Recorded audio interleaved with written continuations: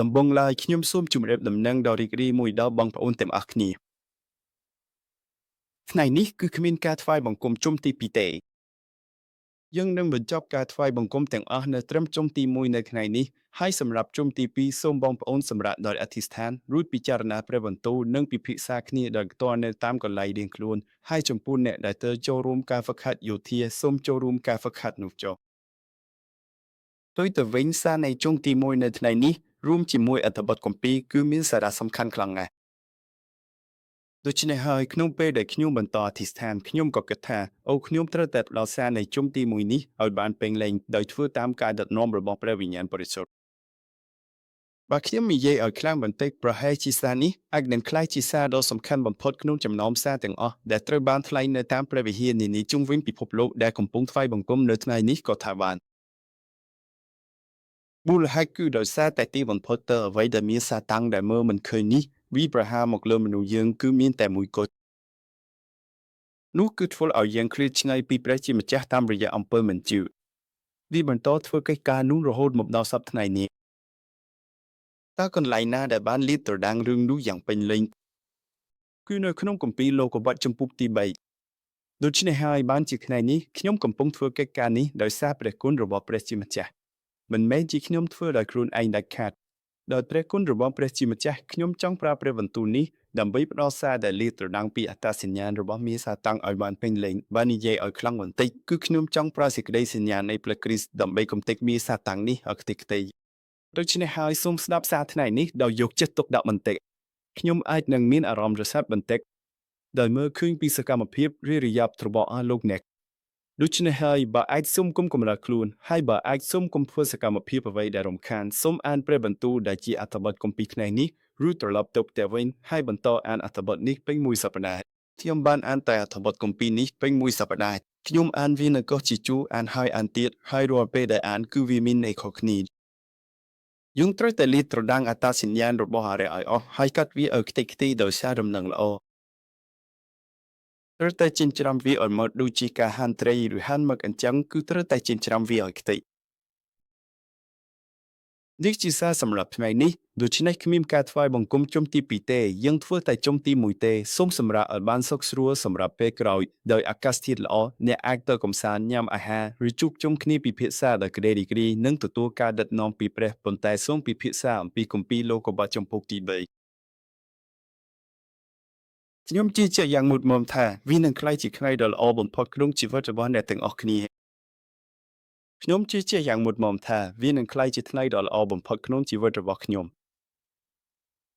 នៅក្នុងជីវិតរបស់អ្នកទាំងអស់គ្នាចាប់តាំងពីគម្ពីរលោកុបត្តិចំពុកទី3មករាប់ពាន់ឆ្នាំមកនេះវាបានឆ្លងកាត់សម័យកាលឆ្លងកាត់ផ្ទៃខាងក្រោយនៃគ្រួសារនិងត្រកូលរបស់អ្នកឆ្លងកាត់ផ្ទៃខាងក្រោយនៃតំបន់របស់អ្នកនិងឆ្លងកាត់របួសផ្លូវចិត្តរបស់អ្នកដូច្នេះហើយក្នុងពេលដែលអ្នកកំពុងរស់នៅក្នុងការពិតនោះគឺអត្តសញ្ញាណនៃសាតាំងខ្មោចនិងវិញ្ញាណអាក្រក់ដែលបានជ្រាបចូលមកតាមផ្ទៃខាងក្រោយទាំងនោះនៅពេលដែលរឿងនេះត្រូវបានបង្ហាញយ៉ាងច្បាស់លាស់អ្នកនឹងយល់ថាអូវាមិនមែនជាបញ្ហារបស់ឪពុកម្ដាយទេមិនមែនជាបញ្ហានៃសម័យកាលទេហើយក៏មិនមែនជាបញ្ហានៃរបួសផ្លូវចិត្តដែរវាគឺជាការងាររបស់សាតាំងដែលនៅពីក្រោយរឿងទាំងអស់នោះដោយកាន់កាប់នៅភាពមិនជឿជាក់នោះសាតាំងនិងវិញ្ញាណអាក្រក់ទាំងនេះបានចាក់ឫសយ៉ាងជ្រៅនៅក្នុងជីវិតរបស់ខ្ញុំយ៉ាងប៉ិនប្រសប់ធ្វើឲ្យគ្រួសារនិងត្រកូលរបស់ខ្ញុំក៏ដូចជាជីវិតរបស់ខ្ញុំទាំងមូលត្រូវជាប់ចំណងធ្វើជាទេសកលពេញមួយជីវិតហើយវាបានប្រាក្រឹបល្បិចកលដើម្បីអូសទាញខ្ញុំឲ្យធ្លាក់ទៅក្នុងនរករហូតមកដល់ពេលនេះអ្នកទាំងអស់គ្នាគ្រាន់តែត្រូវការឲ្យរឿងនេះបង្ហាញឲ្យឃើញក្នុងជីវិតរបស់អ្នកតែម្ដងគត់មិនមែនពីរដងទេក៏មិនមែនបីដងដែរគ្រាន់តែម្ដងគត់ក្នុងជីវិតរបស់អ្នកតាមរយៈព្រះបន្ទូលអ្នកនឹងឃើញថាសាតាំងបានប្រើគ្រាប់ពូជនៃភាពមិនជឿជាក់នេះដើម្បីចាក់កញ្ចឹងអូសទាញជីវិតខ្ញុំមកដល់ពេលនេះវាអូសទាញគ្រួសារនិងត្រកូលខ្ញុំមកបែបនេះឯងស្រាតាំងចាប់ចិញ្ចឹមកូនចៅចំនួនក្រោយខ្ញុំហើយអូសទាញពួកគេមកបែបនេះឯងប្រសិនបើអ្នកអាចមើលឃើញរឿងនេះក្នុងជីវិតរបស់អ្នកតែម្ដងគត់ខ្ញុំជឿជាក់ថាអ្នកនឹងចាប់យកព្រះគ្រីស្ទដែលជាពូជពង្សនៃស្ត្រីទុកជាចម្លើយតែមួយគត់សម្រាប់អ្នកនៅថ្ងៃនោះក្បាលរបស់សាតាំងទាំងអស់ត្រូវបានកំទេចចោលទាំងស្រុងហើយរាងកាយរបស់វាត្រូវបានកាត់ជាបំណែកខ្ញុំជឿជាក់យ៉ាងមុតមមថាប្រវត្តិសាស្ត្រនៃការបញ្ចប់រឿងនេះទាំងស្រុងនឹងចាប់ផ្ដើមនៅក្នុងជីវិតរបស់អ្នកខ្ញុំគឺជាសាក្សីម្នាក់នោះ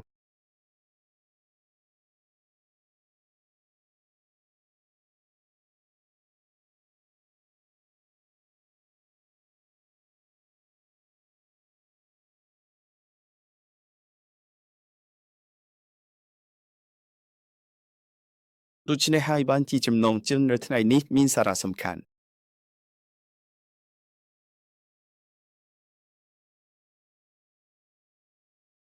បញ្ហាខាងវិញ្ញាណនេះនិងពាក្យមួយនេះគឺសំខាន់ណាស់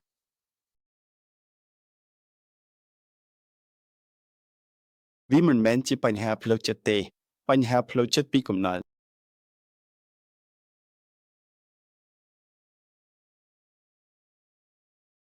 យើងតែងតែនិយាយអំពីបញ្ហាផ្លូវចិត្តជាទូទៅរឿងនោះនឹងត្រូវបានពន្យល់យ៉ាងលម្អិតនៅពេលក្រោយនៅថ្ងៃនេះតើអ្វីទៅជាបញ្ហាផ្លូវចិត្តដែលយើងកំពុងនិយាយដល់នោះដូចជាជំងឺ bipolar ដែលខ្ញុំធ្លាប់រងទុក្ខវេទនាជាបន្តបន្ទាប់ជំងឺបាក់ទឹកចិត្តនិងជំងឺភ័យស្លន់ស្លោនោះមិនមែនជាបញ្ហាផ្លូវចិត្តទេវាគឺជាបញ្ហារាងកាយវាមានបញ្ហាផ្លូវចិត្តពីកំណើតតើវាមានន័យដូចម្តេចវាមានអ្វីមួយដែលខ្ញុំបាននាំមកជាមួយដោយស្វ័យប្រវត្តិតាំងពីតែដែលខ្ញុំកើតមក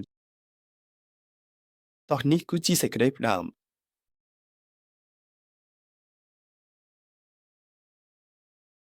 លោកបាត់ចម្ពោះទី3ផ្នែកនេះគឺជាព្រឹត្តិការណ៍ដែលកើតឡើងមុនលោកបាត់ចម្ពោះទី3នេះរឿងនេះត្រូវតែបង្ហាញឲ្យឃើញជាមុនសិនមានរឿងរ៉ាវដែលបានកើតឡើងមុនលោកបាត់ចម្ពោះទី3ក្នុងពេលដែលព្រះបង្កើតគ្រប់ទាំងសព្វសារពើព្រះអង្គបានបង្កើតមនុស្សតាមរូបភាពរបស់ព្រះអង្គហើយបានប្រទានពរដល់ពួកគេឲ្យបង្កើតកូនចៅឲ្យបានច្រើនឲ្យពេញប្រសុទ្ធាហើយឲ្យគ្រប់គ្រងលើផែនដីវាមានចែងនៅក្នុងចម្ពោះនេះទី7ព្រះបានទ្រឹមដង្ហើមជីវិតចូលទៅក្នុងជ្រមុំរបស់គាត់នោះគាត់ក៏បានទៅជាព្រលឹងរស់ដូចដែលបានចែងមកនេះជារឿងដែលបានកើតឡើងមុនការបង្កើតប៉ុន្តែចូលមើលចុះមានព្រឹត្តិការណ៍សំខាន់មួយដែលបានកើតឡើងមុនរឿងនេះតើវាជាអ្វីទៅលោកក៏បាត់ចម្ពោះទី1គឺទី1នៅដំដំបូងតើព្រះបានបង្កើតអ្វីគឺព្រះអង្គបានបង្កើតផ្ទៃមេឃនិងផែនដីគឺមានចែងយ៉ាងដូចនេះបន្ទាប់មកនៅលោកុបត្តិចម្ពោះទី2គឺទី1បានចែងថាផ្ទៃមេឃនិងផែនដីព្រមទាំងអ្វីទាំងអស់ដែលមាននៅក្នុងនោះត្រូវបានបង្កើតរួចរាល់ហើយប៉ុន្តែនៅត្រង់នេះនៅពេលដែលនិយាយអំពីមេឃគឺមិនមែនសំដៅលើមេឃដែលយើងឃើញនេះទេជនជាតិយូដានៅពេលដែលពួកគេនិយាយអំពីមេឃគឺពួកគេសំដៅលើរឿងនេះពួកគេកំពុងនិយាយអំពីស្ថានសុខទី3ដូច្នេះហើយនៅពេលដែលនិយាយអំពីមេឃនេះជាភាសាអង់គ្លេសគឺគេតែងតែប្រើពាក្យថា heavens វិជាភោជនៈហេតុអ្វីរូបជនជាតិយូដាមានគំនិតអំពីមេឃនេះថាមានមេឃទី1មេឃទី2និងមេឃទី3តើមេឃទី1ជាអ្វីគឺមេឃដែលយើងឃើញនេះដែលមានព្រះអាទិត្យព្រះច័ន្ទនិងផ្កាយតើមេឃទី2ជាអ្វីគឺលំហអាកាសឬសកលលោកដែលនៅពីលើនោះតើមេឃទី3ជាអ្វីគឺបល្ល័ង្កគណេញកោព្រះដូច្នេះហើយទើបមានគម្ពីរដ៏ល្បីល្បាញមួយដែលក្នុងកូរិនថូសទី2ចំពុកទី12ខទី2អូបាននិយាយថាលោកបានទៅដល់មេឃទីប៉ុន្មានគឺមេឃទី3លោកបានឃើញបល្ល័ង្កនេះនឹងស្ថានសួគ៌តើអ្វីជាកិច្ចការដំបូងដែលព្រះបានធ្វើព្រះអង្គបានបង្កើតស្ថានសួគ៌នេះបង្កើតបល្ល័ង្កនិងពិភពខាងវិញ្ញាណនៃបល្ល័ង្កនេះរួចទើបបង្កើតពិភពរូបកាយនៅពេលដែលគេនិយាយថាព្រះបានបង្កើតផ្ទៃមេឃនិងផែនដីនៅដើមដំបូងនោះយើងតែងតែគិតថាគឺការបង្កើតមេឃដែលមានព្រះអាទិត្យព្រះច័ន្ទនិងផ្កាយរឿងនោះក៏ឡើងនៅពេលក្រោយមកទៀតគឺនៅពេលដែលផ្ទៃមេឃលេចឡើងហើយនៅទីនោះទើបមានថ្ងៃមានយប់និងមានផ្កាយផ្សេងដូច្នេះតើស្ថានសួគ៌នេះសំដៅលើអ្វីវាសំដៅលើបល្ល័ង្ក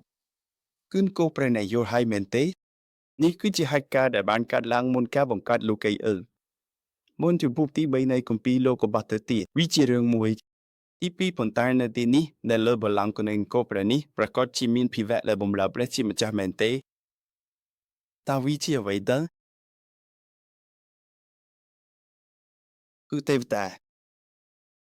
ក្នុងចំណោមនោះមានទេវតាមួយអង្គបានប្រឆាំងនឹងព្រះជាម្ចាស់ដែលចង់ក្លាយជាដូចព្រះទើបបានធាក់ខ្លួនទៅជាអាក្រក់តើនេះគឺជាអ្វីទៅនេះគឺជាហេតុការណ៍នេះឯងគម្ពីរលោកុបត្តិចំពុកទី1ខទី2ភាពវឹកវរភាពទេស្អាតនិងភាពគំនិតជាការពិតណាស់វាក៏មានន័យថាផែនដីស្ថិតក្នុងភាពវឹកវរភាពទេស្អាតនិងស្ថិតនៅក្រោមភាពគំនិតផងដែរប៉ុន្តែអ្នកទ្រឹស្ដីភាគច្រើនយល់ថានេះជារឿងដែលបានកើតឡើងនៅក្នុងពិភពវិញ្ញាណចុះរឿងនៅក្នុងពិភពវិញ្ញាណនោះគឺជាអ្វីទៅគឺជារឿងនេះឯងគម្ពីរអេសាយចំពុកទី14ខទី12ដល់ទី14 អបកាយព្រឹទ្ធជាគូនៃព្រឹទ្ធព្រលឹមឲ្យចូលចេញមកវាថាគូនៃព្រឹទ្ធព្រលឹមឬក៏ផ្កាយព្រឹទ្ធនេះទោះបីជាមាននៅក្នុងភាសាក្រិកនិងភាសាហៅប្រើក៏វាជាពាក្យដែលមានន័យថាពន្លឺក៏ដែរវាមានន័យថាអ្នកដែលមានពន្លឺនៅក្នុងភាសាឡាតាំងគេហៅវាថាការបកប្រែ Vulgate នៅក្នុងគម្ពីរឡាតាំងដែលគេហៅថា Vulgate គឺវាមានសរសេរយ៉ាងច្បាស់លាស់តើវាសរសេរថាដូចម្ដេចវាសរសេរថាបែបនេះឬតែសរសេរជាភាសាអង់គ្លេសទៅយក Lucy L Lucy Lucy យើងហៅថា Lux ពន្លឺពន្លឺនេះឯង Lucy L អ្នកដែលធ្លាប់សរសើរដំកំព្រះអង្គនេះបានខ្លាយទៅជា Lucifer ដោយសារតែគាត់គិតថាខ្លួនមានពន្លឺថាគាត់ជាអ្នកដែលមានពន្លឺទើបគេហៅថា Lucifer ដែលជាភាសាឡាតាដូច្នេះហើយទើបវាមានប្រភពមកពីកន្លែងនេះសាតាំងគឺ Lucifer ឈ្មោះ Lucifer នេះគឺចេញមកពីកន្លែងនេះឯង Lucifer សាតាំងប៉ុន្តែនៅក្នុងគម្ពីរអេសេគៀលជំពូកទី28ខទី13និង14តើគេបាននិយាយថាមានអ្វីខ្លះដែលត្រូវបានរៀបចំទុកសម្រាប់សាតាំង Lucifer នេះគឺជារឿងដែលលេចឡើងគឺថាមានរៀបចំទុកនៅពិននិងស្ករតូចតើវាចង់សំដៅលើអ្វីមានការរៀបចំឧបករណ៍តន្ត្រីទុកតើវាមានន័យយ៉ាងណាប្រហែលជាគាត់ជាទេវតាទទួលបន្ទុកខាងតន្ត្រីនិងច្រៀងសរសើរដំកើងប៉ុន្តែវាមិនច្បាស់លាស់នោះទេប៉ុន្តែអ្នកប្រាជ្ញភាគច្រើនយល់ថានោះហើយជាមូលហេតុដែលសាតាំងនេះប្រើអ្វីទាំងអស់ប្រារព្ធនេះប្រើតន្ត្រីដើម្បីគ្រប់គ្រងពិភពលោកទាំងមូលនៅពេលនេះហូស្តាំងគឺអ្នកស្គាល់បទចម្រៀង Pop Bloomy Sunday មែនទេនៅពេលដែលលោកនាយកសុំមកដល់អ្នកនឹងដឹងអ្នកដែលធ្វើតន្ត្រីបែបនេះនឹងដឹងតើ Gloomy នឹងមានន័យថាអ្វីគឺសោកសៅវាជាថ្ងៃអាទិត្យដ៏សោកសៅមាននរណាម្នាក់បាននិពន្ធបទនេះឡើងហើយវាពិតជាសោកសៅខ្លាំងណាស់អ្នកដែលបានស្ដាប់វាសុទ្ធតែបានធ្វើអត្តឃាតទាំងអស់មនុស្សមួយចំនួនធំបានធ្វើអត្តឃាតខ្ញុំធ្លាប់បាននិយាយហើយមែនទេលោក Kim Kwang Seok បានធ្វើអត្តឃាតប៉ុន្តែមានបទចម្រៀងមួយដែលគាត់មិនបានច្រៀងនោះគឺបទ Around 30ដោយនិយាយថាកាន់តែឃ្លីឆ្ងាយទៅនៅក្នុងទ្រង់ដែលកំពុងតែទេសអាតរបស់ខ្ញុំមិនអាចបំពេញអ្វីបានឡើយវាសោកសៅខ្លាំងណាស់គេនិយាយថាពេលច្រៀងបទនោះខ្លួនឯងក៏មានអារម្មណ៍សោកសៅដែរហើយក៏មានជំនឿថាតារាចម្រៀងតែងតែជួបប្រទះរឿងដូចក្នុងបទចម្រៀងទើបលោក Kim Kwang Seok មិនបានច្រៀងបទនោះមួយរយៈថ្ងៃមួយដោយមានការស្នើសុំច្រើនគាត់ក៏ច្រៀងវាឡើងវិញដែលអ្នកអាចរកមើលបានក្នុង YouTube រឿងក្នុងបទចម្រៀងនោះក៏បានកាត់ឡើងចំពោះគាត់ពិតមែនយកនោះលោក Kim Kwang Seok បានផឹកស្រាបៀរជាមួយភរិយារួចប្រាប់ឲ្យនាងទៅសម្រាកមុនចំណែកគាត់នៅធ្វើការងារតន្ត្រីនៅជាន់ទីព្រឹកឡើងគាត់មិនក្រោកខ្ញុំទៅមើលស្រាប់តែឃើញគាត់ចង់នឹងបង្កាន់ដៃចិន្តាគេថាបទចម្រៀង Kim Kwang Seok អាចធ្វើឲ្យមនុស្សរំជួលចិត្តឬមានព្រលឹងល្អគាត់ច្រៀងក្រោមការគ្រប់គ្រងរបស់បិសាចទើបវិជូជ្រាបខ្លាំងធ្វើឲ្យគាត់ជួបបញ្ហាផ្លូវវិញ្ញាណហើយអ្នកដទៃក៏រងគ្រោះដែរបើនៅតែបន្តច្រៀងថ្ងៃក្រោយនឹងធ្វើអត្តឃាតមិនខានខ្ញុំធ្លាប់ជួបផ្ទាល់ហើយ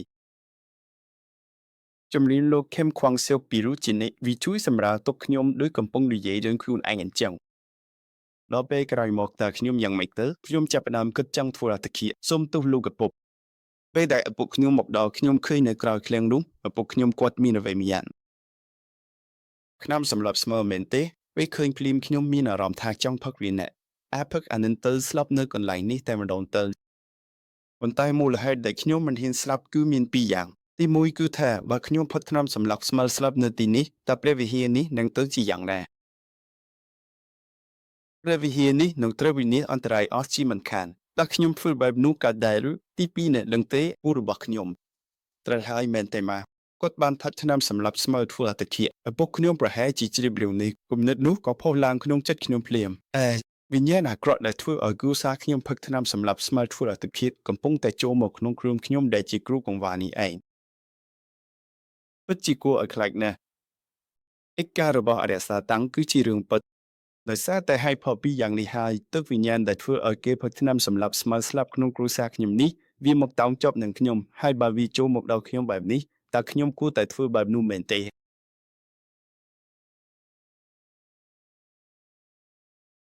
ចុះក្នុងពេលជាមួយគ្នានោះអ្វីដែលសំខាន់ត្រូវមើលគឺនៅពេលដែល Lucy ធ្លាក់ខ្លួនទៅជា Lucifer ពូទេវតាដែលដើរតាមវាចំនួន1ភាគ3ក៏បានធ្លាក់ខ្លួនទៅជាមួយដែរតើនឹងគឺជាអ្វីទៅវាមានចែងនៅក្នុងគម្ពីរវិវរណៈចំពុកទី12ខទី4និងខទី9 ផ្កាយមួយភាពបីនៅលើមេឃក៏បានធ្លាក់ចុះមកលើផែនដីជាមួយគ្នាដែរវាបានចែងថាជាអ្នកដែលបញ្ឆោតមនុស្សលោកទាំងមូលហើយមានពុទ្ធទេវតាដែលដើរតាមវាផងដែរមួយភាគបីបានធ្លាក់ចុះមកដូច្នេះហើយមួយភាគបីបានធ្លាក់ខ្លួនទៅជាមួយគ្នាដែលនេះហើយគឺជាអ្វីដែលយើងហៅថាខ្មោចឬវិញ្ញាណអាក្រក់មិនមែនជីតាដែលស្លាប់ទៅហើយនោះទេដែលមកវិញដូច្នេះតើនៅណាទៅគឺលោកគីមគីដុងគាត់បានបង្រៀនអំពីទ្រឹស្ដីខ្មោចនៅទីនោះនៅក្នុងគម្ពីរលោកុបត្តិចំពុកទី6បានចែងថាអាយុរបស់ពួកអ្នកនឹងមានត្រឹមតែ120ឆ្នាំប៉ុណ្ណោះដែលព្រះបានមានបន្ទូលទៅកាន់ណូអេចាប់ពីពេលនោះមកអាយុជីវិតត្រូវបានកំណត់ត្រឹម120ឆ្នាំចុះបើគេរស់នៅបានត្រឹមតែ80ឆ្នាំហើយក៏ស្លាប់ទៅតាមពិតត្រូវរស់នៅបាន120ឆ្នាំប៉ុន្តែនៅសល់ប៉ុន្មានឆ្នាំទៀត40ឆ្នាំក្នុងរយៈពេលនេះវិញ្ញាណនឹងត្រាច់ចោលជាខ្មោចដូច្នេះហើយទើបគេតែងធ្វើសម្លេងដូចជាតាអូឃើញទេនោះទោះបីជាវាខុសក៏ដោយប៉ុន្តែទ្រឹស្ដីខ្មោចរបស់គីមគីដុងគឺជាកន្លែងដែលនិយាយអំពីវិញ្ញាណបានច្រើនជាងគេខ្ញុំធ្លាប់ទៅបនសពមួយហើយគ្រូបានស្ដាយដំណឹងល្អយ៉ាងត្រឹមត្រូវវាជារឿងវិញ្ញាណប៉ុន្តែអ្វីដែលគេឃើញគឺខុសជីតាដែលស្លាប់ទៅហើយមិនមែនជាខ្មោចទេតែដោយសារយើងប្រើពាក្យថាខ្មោចទើបអ្នកខ្លះយល់ច្រឡំថាគាត់ត្រឡប់មកវិញឬគិតដល់ខ្មោចក្នុងរឿងព្រេងតាមពិតវាគឺជាវិញ្ញាណអាក្រក់នេះបាននិយាយឲ្យច្បាស់បើតាមទ្រឹស្ដីសាសនាគឺហៅថាវិញ្ញាណអាក្រក់នេះហើយជាអ្វីដែលយើងបកប្រែក្នុងភាសារបស់យើងថាជាខ្មោចចូលដំឡើយវាជាអ្វីទៅទេវតា Lucy ដែលធ្លាប់ជាមេទេវតាបានធ្លាក់ខ្លួនទៅជា Lucifer ចុះចំណែកទេវតាមួយភាគ3ដែលដើរតាមគេនោះតើវាជាអ្វីទៅនោះហើយគឺជាអ្វីដែលយើងហៅថាខ្មោចឬវិញ្ញាណអាក្រក់នេះគឺជាហេតុការណ៍ដែលបានកើតឡើងមុនជំពូកទី3នៃគម្ពីររដ្ឋមកាលតើអ្នកទាំងអស់គ្នាគួរតែយល់រឿងនេះថាជាអ្វីមុនគេឬតែយល់ថាវាជាការពិតបន្ទាប់មកទើបព្រះជាម្ចាស់បង្កើតមនុស្សនៅចុងក្រោយបង្អស់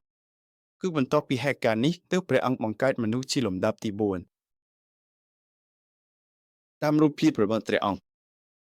ដូច្នេះហើយនៅពេលដែលយើងមើលក្នុងគម្ពីររដ្ឋមកាលចំពុកទី2ខទី15ព្រះជាម្ចាស់បានដាក់អាដាមនិងអេវ៉ានៅក្នុងសួនអេដែនហើយព្រះអង្គបានមានបន្ទូលថាលួចម្ដេច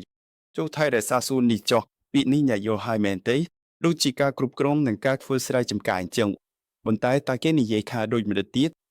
ថែរក្សានឹងមិនចាំបាច់បើកមើលទេអ្នកដឹងចម្លើយហើយគឺគេនិយាយថាឲ្យថែរក្សាការពារអូចុះហើយអ្វីបានជាព្រះអង្គបង្គាប់ឲ្យថែរក្សាការពារវារួមមានអត្ថភាពមួយដែលចាំតែដណ្ដើមយកវាទៅរួចទៅហើយតាំងពីមុនទេដែលមនុស្សត្រូវបានបង្កើតមកម្លេះនោះគឺអត្ថភាពមួយនេះឯងព្រះអង្គបានជ្រាបរួចហើយថាអត្ថភាពនេះនឹងវាប្រហារមនុស្សហើយព្រះអង្គក៏បានជ្រាបដែរថានៅពេលដែលសត្រូវវាប្រហារចូលមកមនុស្សនឹងដួលរំទាំងស្រុងដូច្នេះហើយទើបព្រះអង្គអនុញ្ញាតឲ្យវាទាំងអស់ដើម្បីប្រទានដំណឹងល្អមកក្នុងផែនការរបស់ព្រះអង្គអ្វីដែលច្បាស់លាស់នោះគឺថារឿងនេះការពិតខាងវិញ្ញាណនេះត្រូវតែមើលឃើញថាជាការពិតអូសារថ្ងៃនេះពិតជាសំខាន់ណាស់សូមអធិស្ឋានឲ្យបានច្រើនក្នុងពេលស្ដាប់តោះព្រឹត្តិការណ៍ដែលកើតឡើងបន្ទាប់ពីនេះគឺជារឿងសំខាន់ដែលនឹងចាប់ផ្ដើមឡើងយ៉ាងពេញទំហឹងខ្ញុំនឹងពិនិត្យមើលដោយផ្អែកលើព្រះបន្ទូលឲ្យបានលម្អិតនិងយឺតតើ Lucy Lucifer នេះបានប្រើប្រាស់ពូជដើម្បីធ្វើអ្វីជាដំបូងវាបានវាយប្រហារមនុស្សចំតែម្ដងនេះគឺជាពាក្យដែលយើងតែងតែនិយាយដល់បញ្ហាខាងវិញ្ញាណនៅពេលនិយាយពីបញ្ហាខាងវិញ្ញាណបើអ្នកមិនយល់ច្បាស់អ្នកតែងតែបដោតទៅលើពាក្យថាបញ្ហាច្រើនពេកមិនមែនគ្រាន់តែថាបញ្ហានោះទេប៉ុន្តែវាមានន័យថាបញ្ហាបានកើតឡើងនៅក្នុងផ្នែកខាងវិញ្ញាណវាមានន័យថាបញ្ហាបានកើតឡើងចំពោះព្រលឹងដែលមើលមិនឃើញនោះហើយដែលយើងហៅថាបញ្ហាខាងវិញ្ញាណនេះគឺជាអ្វីដែលយើងចាត់ទុកថាជាអ្វីនៃបញ្ហាទាំងអស់ដោយសារវាជាស្គរតែយើងហៅវាថាអ្វីបញ្ហាស្គរជាហ៊ុនរបស់យើងធ្លាប់និយាយរឿងនេះច្រើនណាស់មែនទេមិនមែនរស្គោទេតែបើតាមគ្រាមភាសាចង់ជួងគឺរស្គោគឺជាបញ្ហាស្គរមិនអីទេមិនសំខាន់ទេមិនថាហើយយ៉ាងណាក៏ដោយវាគឺជាបញ្ហាដែលជាស្គរតើយើងហៅវាថាអ្វីក្នុងផ្នែកទ្រឹស្ដីសាសនាវាគឺជាដើមហេតុវាជាបញ្ហាដំបូងបង្អក់ original sin យើងហៅវាថាបាបកម្មដើមមិនចាំបាច់ប្រើពាក្យថាបាបកម្មដើមក៏បានដែរ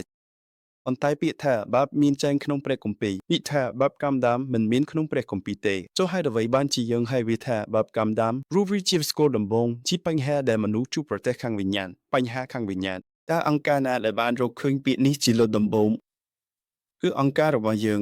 នោះគឺលោកគ្រូកង្វារីខ្វងសឹងរហូតមកដល់ពេលនេះក្រុមជំនុំកូរ៉េបាននិយាយត្រឹមតែរឿងបាបកម្មដាមប៉ុណ្ណោះហើយពួកគេក៏បាននិយាយត្រឹមតែថាមានបាបដំបូងមកអស់កើតឡើងប៉ុណ្ណឹងដែរម្យ៉ាងទៀតនៅតាមកន្លែងខ្លះគេផ្ដោតសំខាន់ទៅលើអំពើបាបផ្ទាល់ខ្លួនបន្ទាប់ពីបាបដំបូងមកអស់នោះទៅវិញដូចជាការលួចការកុហកអីបែបហ្នឹងពួកគេផ្ដោតសំខាន់លើរឿងទាំងនោះប៉ុន្តែមិនបានផ្ដោតលើបាបកម្មដើមពិតប្រាកដដែលជាផ្នែកដែលវិញ្ញាណរបស់មនុស្សបានស្លាប់ទៅហើយនោះទេចាស់នោះគឺជាព្រះគម្ពីរលោកុបាតចំពុកទី3ខទី1ដល់ទី6នៃថ្ងៃនេះនៅពេលនេះព្រះគម្ពីរបានចែងយ៉ាងច្បាស់លាស់ព្រះគម្ពីរវិវរណៈចំពុកទី12ខទី1ដល់ទី9ពូចាស់ដែលគេហៅថាអារក្សនិងសាតាំងហើយដែលធ្វើឲ្យពិភពលោកទាំងមូលតើវាធ្វើអ្វីគឺអ្នកដែលល្បងអារក្សសាតាំងពូចាស់ដែលល្បងពិភពលោកទាំងមូលនេះតើពូចាស់ជាអ្វីទៅពូចាស់ព្រះគម្ពីរវិវរណៈនេះគឺនៅត្រង់ចុងបញ្ចប់នោះឯងព្រះយេស៊ូវបានកាន់ឈើឆ្កាងហើយនិយាយអំពីនគរព្រះរយៈពេល40ថ្ងៃរួចក៏យាងឡើងទៅស្ថានសួគ៌បន្ទាប់ពីយាងឡើងទៅស្ថានសួគ៌ទ្រង់បានធ្វើការនៅស្ថានសួគ៌ហើយបានបណ្ដេញលូស៊ីលូស៊ីហ្វឺនិងពួកវិញ្ញាណអាក្រក់មួយភាគ3ឲ្យធ្លាក់មកលើផែនដីតែម្ដងនោះហើយគឺជាព្រះគម្ពីរវិវរណៈចំពុកទី12ដូច្នេះហើយចាប់តាំងពីពេលនោះមកនៅលើផែនដីក៏ចាប់ផ្ដើមមានសម័យមហាក្លិយុគចុងក្រោយហើយដោយសារពួកអារក្សសាតាំងខំប្រឹងតស៊ូយ៉ាងខ្លាំងទើបមានរឿងរ៉ាវវឹកវរជាច្រើនកើតឡើងដែលនោះគឺជាព្រះគម្ពីរម៉ាថាយចំពុកទី24គឺបាននិយាយអំពីពេលនោះឯងប៉ុន្តែពេលនោះជាអ្នកល្បួងមនុស្សទាំងលោកដូច្នេះវាជាពេលចុងក្រោយហើយយោងតាមលោកុបាតចំពុក22ខ12បាននៅចុងបញ្ចប់នៃព្រះគម្ពីរនោះគឺជាទីបញ្ចប់នៃពិភពលោកពេលនោះគេហៅថាពូចាស់ចុះពូចាស់នឹងគឺជាពួកកាលពីពេលណាពួកកាលពីប៉ុន្មានឆ្នាំមុន10ឆ្នាំមុនមែនទេអ្នកនាងអូនសៀវ50ឬ500ឆ្នាំមុនមែនទេតើវាជាពួកកាលពីពេលណា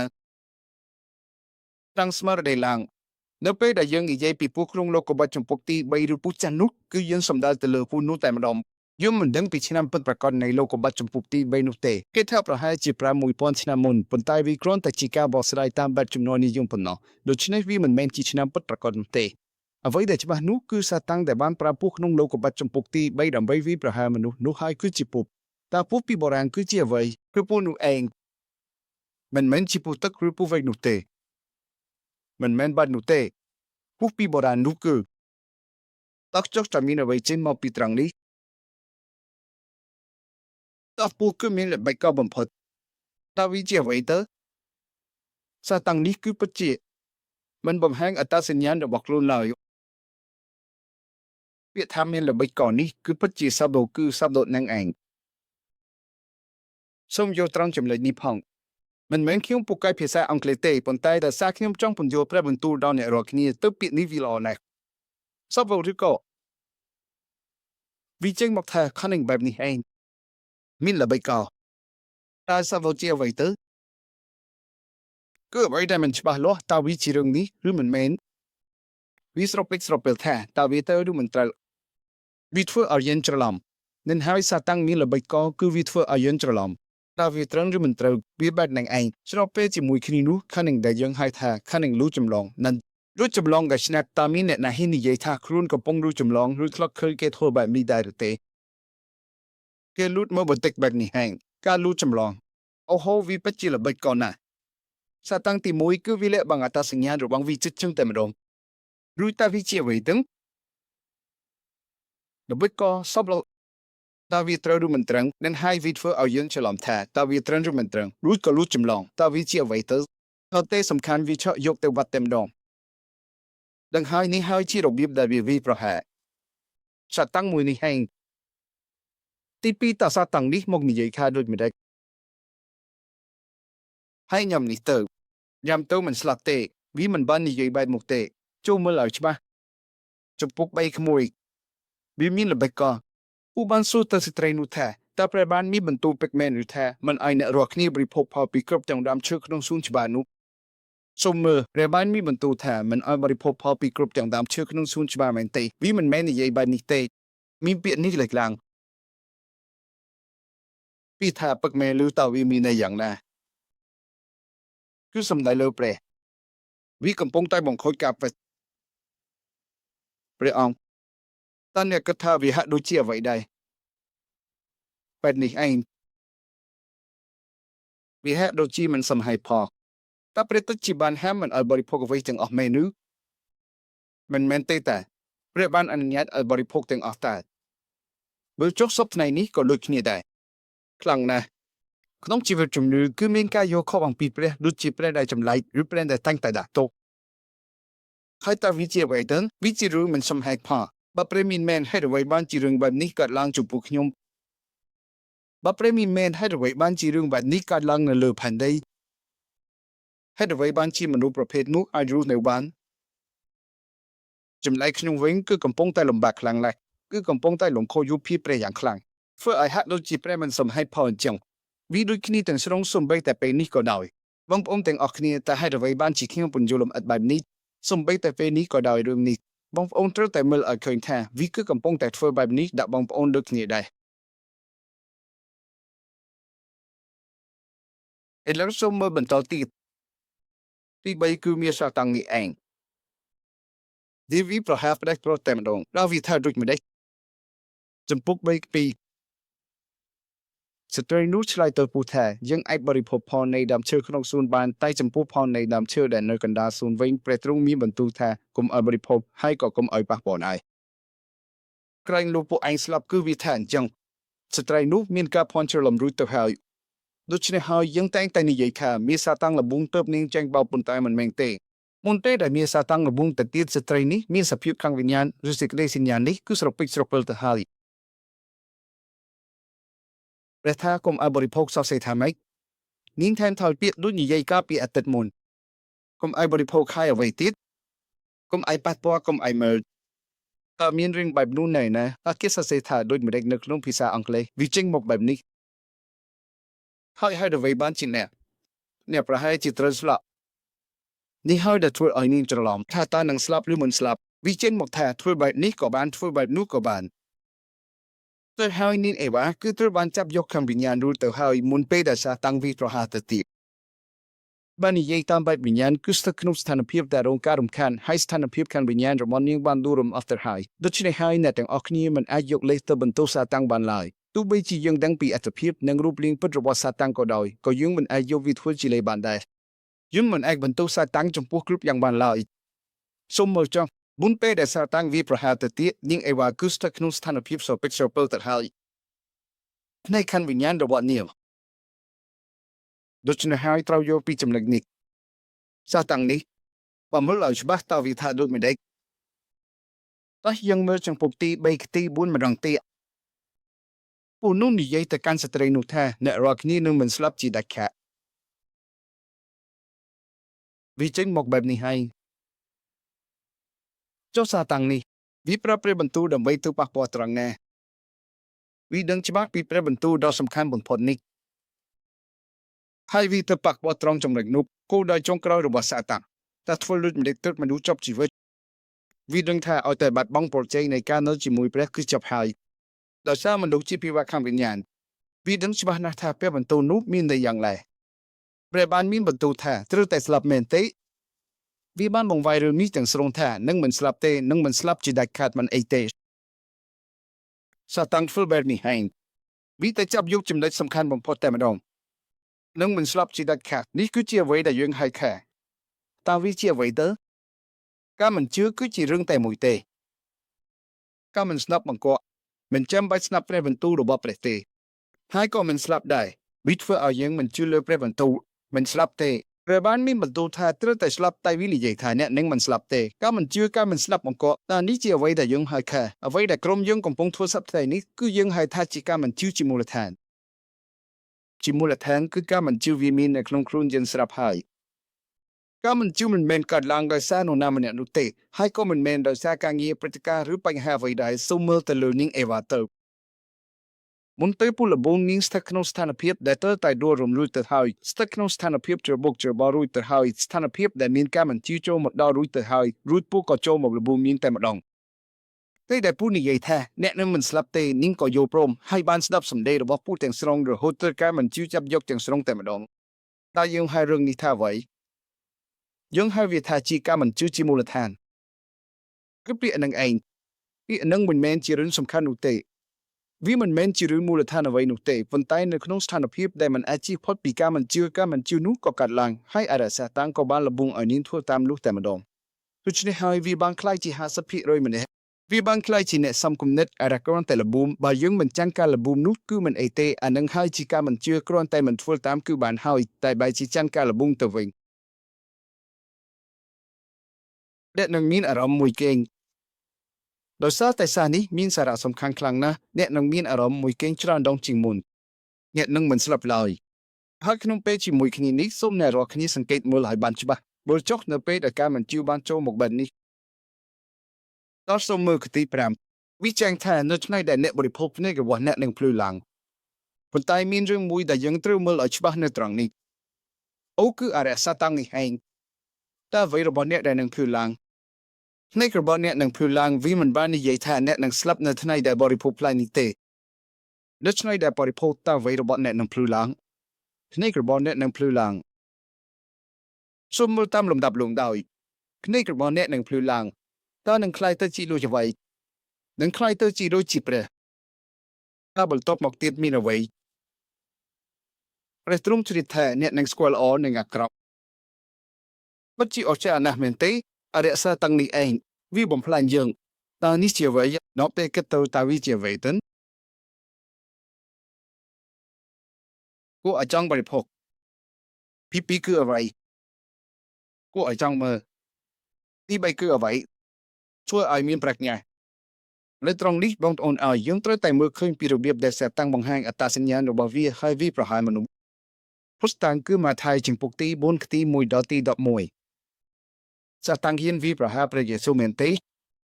วิประหารโดยพระลำดับลำดาวลึกนี้นั่งโดยพระคลำซาแต่งใบนี้สตังดำบมลายคือไว้แต่กูจังบริโภคตาวิเชียไว้คือจีรุนคำสักเชียมตาไว้ตัวแต่กูจังมือคือไว้แต่กูจังมือไว้แต่มือตัวขังใกล้มีนพิบสระสะอาดนั่งออกจากคือจีรุนคำเปล่าเจฟูไอมีปลักเนี่ยรับปริญญาเจียไว้การสกอปรยโฮวาคือจีบสกูในปริญญาเมนเตดูชินหายวิทฟูเอายังบัดบังเรื่องขังวิญญาณได้จีปริญญาเป็กประกอบดีมูลทางคือเฮวิประหารประเยซูตาวิประไว้ดำใบวิประหารนเปดำบงโจยกทั้งหมดเพื่อชีนุมปังจีเรื่องขันสัจเชียมมันโตมอกโจโรจบปิติกปูเทวตานังมอกตรเนี่ย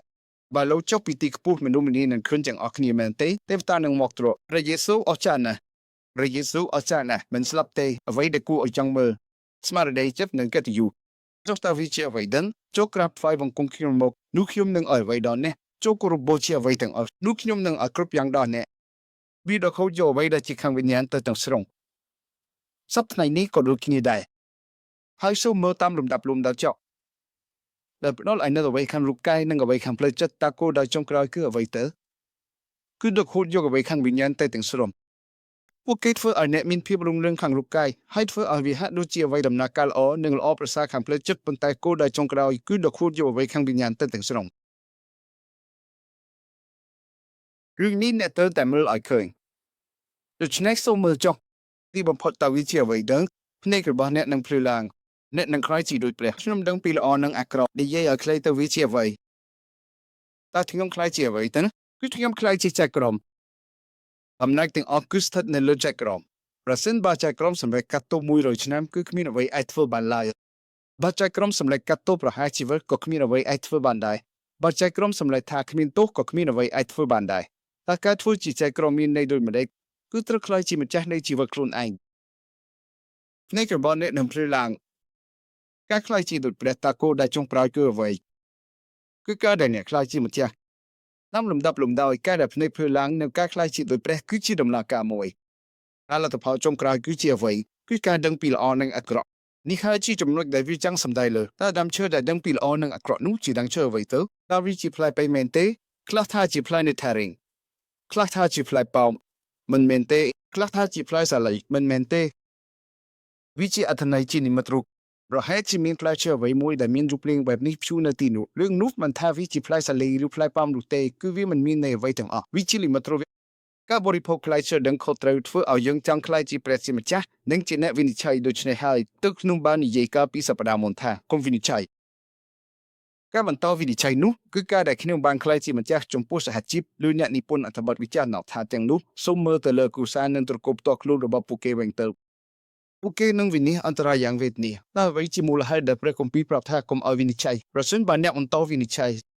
អ្នកនឹងត្រូវអរិយចាប់យកនេះគឺជាអ្វីដែលអរិយបាននិយាយការរិះគន់និងការវាយប្រហារអ្នកដទៃយើងគួរតែវាយប្រហារអ្វីវិញប្រសិនបើខ្ញុំប្រើគំនិតរបស់ខ្ញុំដើម្បីវាយប្រហារអ្នកដទៃឬវាយប្រហារខ្លួនឯងនោះគឺជាការត្រូវអរិយចាប់យកហើយមនុស្សដែលរិះគន់ទាំងនោះអ្នកនិពន្ធអត្ថបទវិចារណថានិងមនុស្សប្រភេទនេះអ្នកនិពន្ធអត្ថបទវិចារណថាល្បីម្នាក់បានលោតពីលើស្ពានអ៊ីនជាងខ្ញុំស្មានថាជាព័ត៌មានคล้ายៗតែគេរកឃើញសាកសពិតមែន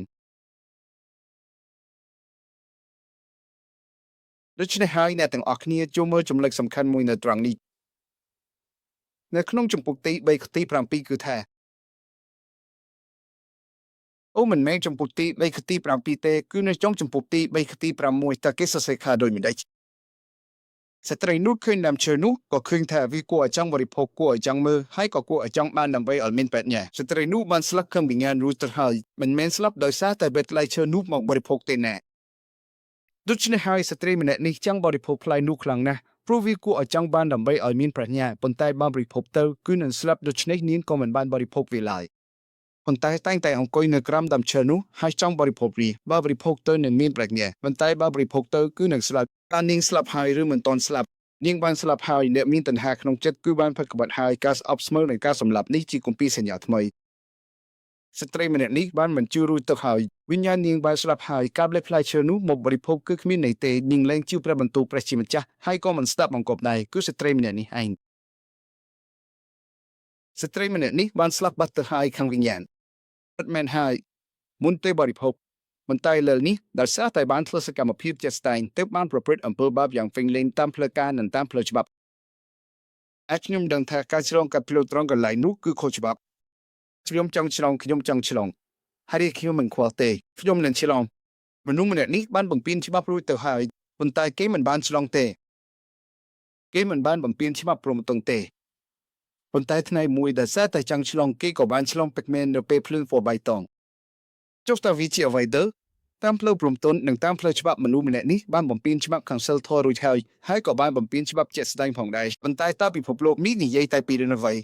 គេនិយាយតែពីរឿងសិលធម៌ឬរឿងផ្លូវច្បាប់ជាក់ស្ដែងប៉ុណ្ណោះគេបានប្រព្រឹត្តទាំងពីរយ៉ាងនេះរួចទៅហើយនៅក្នុងចិត្តបានកើតមានអសិលធម៌ហើយជាផ្លូវការគឺបានធ្លាក់ចូលក្នុងភាពបញ្ជូរទាំងស្រុងដែលមិនអាចនិយាយអ្វីបាននៅចំពោះព្រះដ៏សក្តិឡើយដូច្នេះហើយព្រះទ្រង់ជ្រាបថាគេនឹងស្គាល់ខុសត្រូវដើមឈើនោះគួរឲ្យចង់បានដើម្បីឲ្យមានប្រាជ្ញាក្នុងខទី6នាងបានបេះថ្លៃមកបរិភោគហើយក៏ហុចឲ្យប្តីដែលនៅជាមួយនាងដែរហើយគាត់ក៏បរិភោគដែរអូសេចក្តីបញ្ជូរនេះគឺមិនដែលបញ្ចប់ត្រឹមតែខ្លួនឯងនោះទេវាពិតជាត្រូវបានចម្លងបន្តទៅទៀតទៅកាន់ក្រុមគ្រួសារដែលជិតស្និទ្ធបំផុតនិងទៅកាន់កូនចៅជំនាន់ក្រោយសេចក្តីបញ្ជូរគឺមិនដែលបញ្ចប់ត្រឹមនឹងឡើយប៉ុន្តែសូមមើលចុះនាងបានបេះថ្លៃមកបរិភោគហើយក៏ហុចឲ្យប្តីដែលនៅជាមួយនាងដែរហើយគាត់ក៏បរិភោគដែរត្រង់ចំណុចនេះខ្ញុំតែងតែឆ្ងល់ថាតើការអធិស្ឋានគឺជាអ្វីសូមមើលអាដាមបានទទួលដំណឹងល្អនេះមុនគេឬអាចនិយាយបានថាគាត់បានទទួលសេចក្តីសញ្ញាតើអាដាមជាប្រុសឬជាស្រីដល់តែដំបងជាមនុស្សប្រុសមែនទេមិនមែនទេអាដាមគ្រាន់តែជាពាក្យថាអាដាមដែលជាពាក្យ Hebrew សម្រាប់មនុស្សប៉ុណ្ណោះព្រះជាម្ចាស់នៅពេលដំបងទ្រង់មិនបានបង្កើតជាប្រុសនិងស្រីទេគឺទ្រង់បានបង្កើតជាមនុស្សអាដាមគឺមនុស្សបន្ទាប់ពីនោះមកដែលសារតែការនៅម្នាក់ឯងមិនល្អទើបព្រះអង្គបង្កើតជំនួយការម្នាក់ពីឆ្អិនជំនួយដែលនោះគឺអេវ៉ាហើយបន្ទាប់ពីនោះមកទើបមានប្រុសនិងស្រីកើតឡើងតាមលំដាប់លំដោយនេះគឺជាអ្វីដែលត្រឹមត្រូវតាមព្រះគម្ពីរដូច្នេះនៅពេលដែលយើងនិយាយថាអាដាមវាមានន័យថាមនុស្សមិនមែនមានន័យថាមនុស្សប្រុសនោះទេអាដាមម្នាក់នេះហើយដែលបានទទួលសារនៅពេលដំបូងនៅថ្ងៃដែលអ្នកបរិភោគអ្នកនឹងត្រូវស្លាប់ជាមិនខានប៉ុន្តែអេវ៉ាបានបរិភោគវាគឺនាងជាអ្នកបរិភោគនាងបរិភោគរួចក៏ហុចឲ្យគាត់អូនេះជាអ្វីទៅគាត់ក៏ទទួលយកមកបរិភោគជាមួយនាងភ្លាមប៉ុន្តែបើតាមភាសារបស់យើងគួរតែនិយាយថាគេមិនបានទេគេបានប្រាប់ថាបរិភោគទៅនឹងស្លាប់ចូលយើងអធិស្ឋានសិនក៏ឲ្យទុកវាចោលសិនទៅ ให้จำอธิษฐานซึ่งจำบริภพยังแต่งแต่ช่วยแบบหนึ่งเมนเต้ไม่มีเกสมเอาช่วยเอาไว้มวยยังแต่งแต่นิยัยแท้จำเพียงอธิษฐานซึ่งรู้จำนิยัยคนี้วันต่อปีอธิษฐานดูไอจำกู้แต่ยกไล่เชื่อนุ่มมุกดัดจ่อให้สารบองอธิษฐานมือเตอให้ประบานมีบรรทุกท่ากรมไอบริภพเรียบบริภพตันนันสลับตากู้แต่บริภพเรียได้หรือเตกู้แต่ช่วยแบบนี้ซึ่งเติบสำหรับจัดทานในบริภพหรือมันบริภพคนตายผู้เก็บใบที่บริภพรีฟลิมแต่มาดองแต่ให้เราไว้บ้านที่ผู้เก็บช่วยแบบนู้นนี่ที่จำนวนแต่ตรงนังวิญญาณประมินบรรทุกท่านังสลับตาดามนังไอวาทรบสควอสิกได้สลับได้หรือเตคือมันได้เคยเตผู้เก็บมันมีกำเนิดอันพิสิกได้สลับสมบัติแต่บันเตกผู้เก็บมันได้เคยอยู่ไว้ได้สลับแต่งขังลูกไก่หรือไว้สิ่งติดลายถ้าดามนังไอวากัดหมกดอกาจักกำนัดขนมไตหรือก็เล็กมาพลิมแต่มาดองคือเล็กมาพลิมแต่มาดองประบ้านมันการผู้เก็บมาดัดประบรรทุกแมนไฮโดยเฉพาะตัวผู้เก็บมันสควอสิกได้สลับหรือกาจักกำนัดไว้ถึงว่าโดยเฉพาะผู้เก็บมันโยปีปิดท่านันทรสลับอินุเตให้เรื่องขันวิญญาณกุจิกำลังรูปพี่ประวัติประกงดาวชิมวยเรื่องขันวิญญาณกุจิกำลังโดยเฉพาะตัวผู้เก็บมันสควอสิกได้สลับลายโดยเฉพาะตัวเอวาบันบริภพวีไอที่มวยเกท่าบาบริภพตัวหนึ่งสลับขังเรียงกายปนแต่ให้เราไว้มันคือสลับพองได้ธรรมดาเตที่ปีเรื่องขังวิญญาณคือเมื่อมันคืนเตวิญญาณหรือว่าเอวาบันสลับบัตตะฮาริปนแต่ตาเกเมื่อเคยเรื่องขังวิญญาณได้หรือเตคือเมื่อมันคืนเตโอ้การสลับนึงมันแม่นจีเรื่องไอ้ทอมดมเตมันไอ้เตตัวชนะหายตึบนิ่งเฮียนบริภพวิพลิมโยไฮแมนเตสำหรับขยมบอสไรแบบนี้เองวิประหายจิตรมตรหายรู้ท่าลุมันไอ้เตตักวิตัชีแบบนี้เองจนรัฐพอวิตัชีอย่างหนาได้โดยสารรัฐพอนี่หายตึบจับปิเป็นนิเตยงคือบันสลับคำวิญญาณในเป็นหนูเองบันสลับโดยสารอำเภอมันจิรู้ตัวให้ในเป็นได้บริภพวิพลิมพอเจ็ดแสดงกับบันกัดลันบันสลักคันวิญญาณโดยสารการรวมลงนั่งอำเภอบาปคือบันสลักบัตรหายให้บรรทบมติดโดยสารรัฐพอนี้ตาวิตัชีอย่างละจำปูมนุษย์วิ่งบายังดีเยปีจำเลยนี้คือมีในท่าบางคลีชง่ายปีเปรจิมาจากคังวิญญาณวิบางคลายตัจีสถานภพในการคลีชง่ายหนึ่งสถานภพในการสลักไว้ที่มูลเหตุในปีกราวเรื่องนี้คืออำเภอมันจิวนี่เองโดยเฉพาะอำเภอบาปคือมีแต่มวยกุดคืออำเภอมันจิวนั่นเลยลูกนี้มีอำเภอบาปแต่มวยกุดก็มันจิวเลยเปรจิมาจากอำเภอบาปอำเภอมันจิวตอนนี้นะจีเนี่ยผมก็วิดมบงเกสตังตั้งอำเภอบาปลำบงคือเจียวไว้คือการทะเลโจรว่าสตังอำเภอมันจิวได้ประชังหนังเปรบ้านจ่ารุ่ขนมมนุษย์โดยเฉพาะอำเภอมันจิวหนึ่งอำเภอบาปคือจีเรื่องแต่มวยโดยเฉพาะอำเภอบาปในการมันจิวได้บ้านคลิชง่ายปีเปรจิมาจากบิญญาณบ้านสลับให้สตึกนงสถานภพได้คลิชง่ายปีเปรจิมาจากตอนนี้นาได้โนปีกราวดูนุสตังเรียกงปีจำนวนทำไมปราเปียแทสตังลิจิเปียแต่มวยเตเมียดูชนักจับปีเป็นอิตายุตามพระคมปีโยฮันจมปุกตีปรำเบกตีใส่สบุนเนี่ยรอกนี้มินอปกจิเมียจับปีเป็นอิตาปัญหาปีแก่จำนวนบางการลังดีเยี่ยมอย่างทิพจับปีเป็นอิตาปัญหาปีแทนบางการลังให้เราไว้บ้านจีกรูมอนไดการลังจมปุกยมให้เราไว้ด้านจีบรรดาซาแต่งนี้การลังจมปุกเขียวมาดองให้มาดองตีวิมันเมนจีกมห้องระบอนนูนามันเดนุเตวิจีปัญหาในการจำนวนวิจีปัญหาในขณะเราทราบแต่ฐานะจิตกุนระบอบเมียให้การจำนกคือจีระบอบเมียเติบปัญหาต่างหลายเติบแต่การล้างจีเหมือนกันวิธีปัญหาในการจำนกหนึ่งปัญหาในฐานะปัญหาในขนมปิภพโลกสัตว์ในนี้คือจีปัญหาในการจำนกหนึ่งฐานะมันแมนจีปัญหาเซลทอหรือกรมเซลทอนุเตลนี่มันแมนจีเรื่องมีอยู่ใบเตการจำนกหนึ่งฐานะฉับน้ำปีเตนี้ในรอคนี้การมอบเปียปกระบอบเนี่ยคือเมียเอพิโซดจำปุกปีในรอบนี้ทลบดาตามาจากในอำนาจเลยอากาศคือวิญญาณได้กำปงแต่ช่วยการในขนมปุกกงใจได้มันจุดตับนุกเอพิโซดจำปุกปีกใบทรอฟิเจียไว้เด้อที่คนใจในสกเรกราวได้ทำเชียฐานะหนึ่งคลำซาคือเตอร์หินิสจิมูลแทนมันแม่นได้แท้แต่ยังการหมกเลยแผ่นใดนี้ให้ทลบาปจานเตอร์คล้ายที่มนุษย์มีบาปนุเตบางแต่ก็ยังการหมกดามีนฐานะที่มนุษย์มีบาปตั้งปีกำนัดบ่มเลยคือจุ่มนอกหนึ่งมีซาตานแต่จุดจงคนี้นะก็จิจุลนี้ที่กำบันจุดจิมวยมันเพจิกลุกมว่ามันแหละเข้มจังจุดก็จิซับโอนก็มันแมงจิซับอมต่อบิสลาร์ระบบเข้มเตปันไตก็ชมกลุกมว่าบยนจงชนก็จิเนี่ยได้รถเก็กลุนปีประเทศโคเรียกันเจลโดยเฉพาะเอลลิปูยังบ้านมกจุกจงคนี้ที่ยมตายแต่เจ้าดังจิเนี่ยคือแท้ขยมสู้ก็แท้กดมาปีนาในโคเรียกันจึงกดเหนื่อยนาก็แท้กดในใครข้ามช่วงขังจึงไอเกนังเฟยองไอนังโดยเฉพาะกดเนื้อกันแรงได้เจ็ดนันทีกรุงฟลาดิโวสต็อกกดบ้านรถเก็กลุนจุ่มนูนดับดงแต่ตะเกียจับบานให้เป็นจุ่มตลับตัวเอง ឯចឹងហើយខ្ញុំពិតជាចង់ស្ដាប់រឿងរ៉ាវដែលគាត់ឆ្លងទន្លេអាំនុបអីណាម្ដងវាពិតជាមានលក្ខណៈបែបភាពយន្តណាស់អាប់ពិតទៅតាំងពីខ្ញុំកើតមកខ្ញុំគ្រាន់តែធ្លាប់ឃើញពួកគេឆ្លងកាត់ឬឃើញតាមព័ត៌មានតែប៉ុណ្ណោះខ្ញុំមិនដែលបានជួបផ្ទាល់ហើយនិយាយជាមួយជនជាតិកូរ៉េខាងជើងពិតប្រាកដម្នាក់នោះទេខ្ញុំមិនដឹងសូម្បីតែថាប្រទេសកូរ៉េខាងជើងមានពេកមែនឬអត់នោះទេតាមពិតទៅព្រោះខ្ញុំធ្លាប់ឃើញតែក្នុងព័ត៌មានខ្ញុំមិនដែលបានទៅកូរ៉េខាងជើងឬបានឮដោយផ្ទាល់ភ្នែកនោះទេហើយក៏មិនដែលឃើញទីមជុំគុំដែរហើយក៏មិនដែលបាននិយាយជាមួយជនជាតិកូរ៉េខាងជើងផ្ទាល់ដែរអញ្ចឹងហើយបានជាខ្ញុំឆ្ងល់ថាតើកូរ៉េខាងជើងមានពិតមែនឬតើមានជនជាតិកូរ៉េខាងជើងពិតមែនឬខ្ញុំមិនដឹងពីអត្ថប្រយោជន៍របស់វាសោះពិតមែននឹងប៉ុន្តែពេលខ្ញុំបានស្ដាប់រឿងរ៉ាវរបស់គាត់គឺគាត់ធ្លាប់ទៅទីនោះដល់តែ10ដងហើយធ្វើនេះធ្វើនោះទៀតហើយមិត្តម្នាក់នេះបើខ្ញុំមើលពីមុំយោធាគាត់មានចំណុចពិសេសមួយគឺពេលគាត់ដឹកនាំជ្រៀងសរសើររំកាំងនៅខាងមុខពេលគាត់សួរសុខទុក្ខគាត់តែងតែនិយាយថាអូលោកគូកង្វាលអូលោកគូកង្វាលដូច្នេះហើយខ្ញុំគិតថានឹងមិនមែនជាដំណឹងល្អទេខ្ញុំក៏ចង់ប្រាប់គាត់ម្ដងដែរប៉ុន្តែថ្ងៃនោះពួកយើងក៏រាប់អានគ្នាហើយពេលធ្វើអ្វីមួយគាត់តែងតែហៅខ្ញុំថាកូបងប្រុសអូបងប្រុសអីចឹងទៅខ្ញុំក៏សួរគាត់ថាវាហេតុអ្វីបានជាឯងចូលចិត្តសួរសុខទុក្ខបែបនេះម្ល៉េះរួចគាត់ក៏ប្រាប់ខ្ញុំពីមូលហេតុគាត់ថាវាជាអ្វីដែលដិតចុកក្នុងចិត្តគាត់ដូចជាទម្លាប់ពីកូរ៉េខាងជើងដែលនៅទីនោះគេតែងតែធ្វើបែបនេះវាក៏មានចំណែកដែរប៉ុន្តែវាមិនមែនតែប៉ុណ្្នឹងទេគឺដោយសារគាត់ជាអ្នករត់ជិះខ្លួនពីកូរ៉េខាងជើងមកគាត់បានទទួលដំណឹងល្អហើយបានទៅរៀននៅសាលាព្រះគម្ពីររហូតក្លាយជាគ្រូគង្វាលចារ៉ាក់បែងឥឡូវនេះដោយសារបងប្អូនកំពុងតែមានការរីកចម្រើនគាត់ក៏មានអារម្មណ៍ថាមានកំហុសពីកំណត់ហើយដោយសារគាត់ជាជនជាតិកូរ៉េខាងជើងគាត់ក៏មានអារម្មណ៍ថាត្រូវតែគោរពនិងបម្រើគ្រូកង្វាលជាន់ខ្ពស់របស់យើងឲ្យបានល្អដូច្នេះខ្ញុំក៏បានផ្ញើសារឆ្លើយតបទៅគាត់ខ្លីថាចាប់ពីពេលនេះទៅកុំធ្វើការស្វាគមន៍បែបនេះទៀតគ្រាន់តែយកក្បាលគោរពហើយសួស្ដីទៅបានហើយ